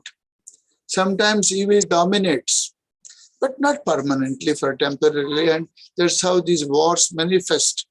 It's a passing phase. One great saint says, why God has kept misery in this world. And that saint explains that God has kept misery in this world so that we do not think that this is a permanent place where we can always dwell. So to awaken the spiritual mind that what is beyond this suffering and the enjoyment, there must be a higher state. The human intellect will go in search. So this misery, this suffering is in the world, so that we understand that this is not the only mansion of mirth. And we cannot get lost in this joys of this world. There is misery, there is suffering. So that drives us to go towards God. But that does not mean that in order to experience God, that there should be misery in the world. The natural misery is there, like the darkness and light, dvandva is there, infamy and famy, and hunger and the food satisfaction, everything is there. So the duality, the world is full of duality. There is evil, there is good. This is nothing new. Everybody can experience for themselves and reason out and see what exactly how we can work it out. But there are certain complexities of the human intellect which is not able to understand the world as it is, and how we have to read the happenings in the world. But Swamiji says one discipleship, he gives one beautiful answer. He says, a seeker of God has only one way to live. That is, do not react. Do not react, but you can act, but do not react. And be silent. There should be mental silence. By producing all kinds of unnecessary thoughts, you will not find solutions. Silence is the most powerful form of the state of mind which will give more peace to the world. So he says, do not react, be silent, and intensely aspire for God. If we are able to do this, we see so many things. For Lord Sabuko Janmatithi Bhagavan, let the war end, let the people not suffer, and take me from this darkness to light. Asatoma Sadgamaya Tamasoma Jyotirgamaya is a great prayer. So that is based on what the world is. This prayer, Asatoma Sadgamaya, is not simply chanting. It is a cry of the inner soul. Oh Lord, I am all surrounded by this asat, that which is temporary. Take me towards to what is eternal, permanent. I am surrounded by darkness all around of the senses, sense data. What is beyond? Take me from darkness to the light of eternity. And we see the body is death-bound. And what is undying, eternal content within me? This is a cry of a human aspiring intellect, deeply wanting to know. So perhaps, so suffering we should, in the world, we have to understand and see that we will pray for the well-being of the world and seek God. One last question and we'll conclude after that.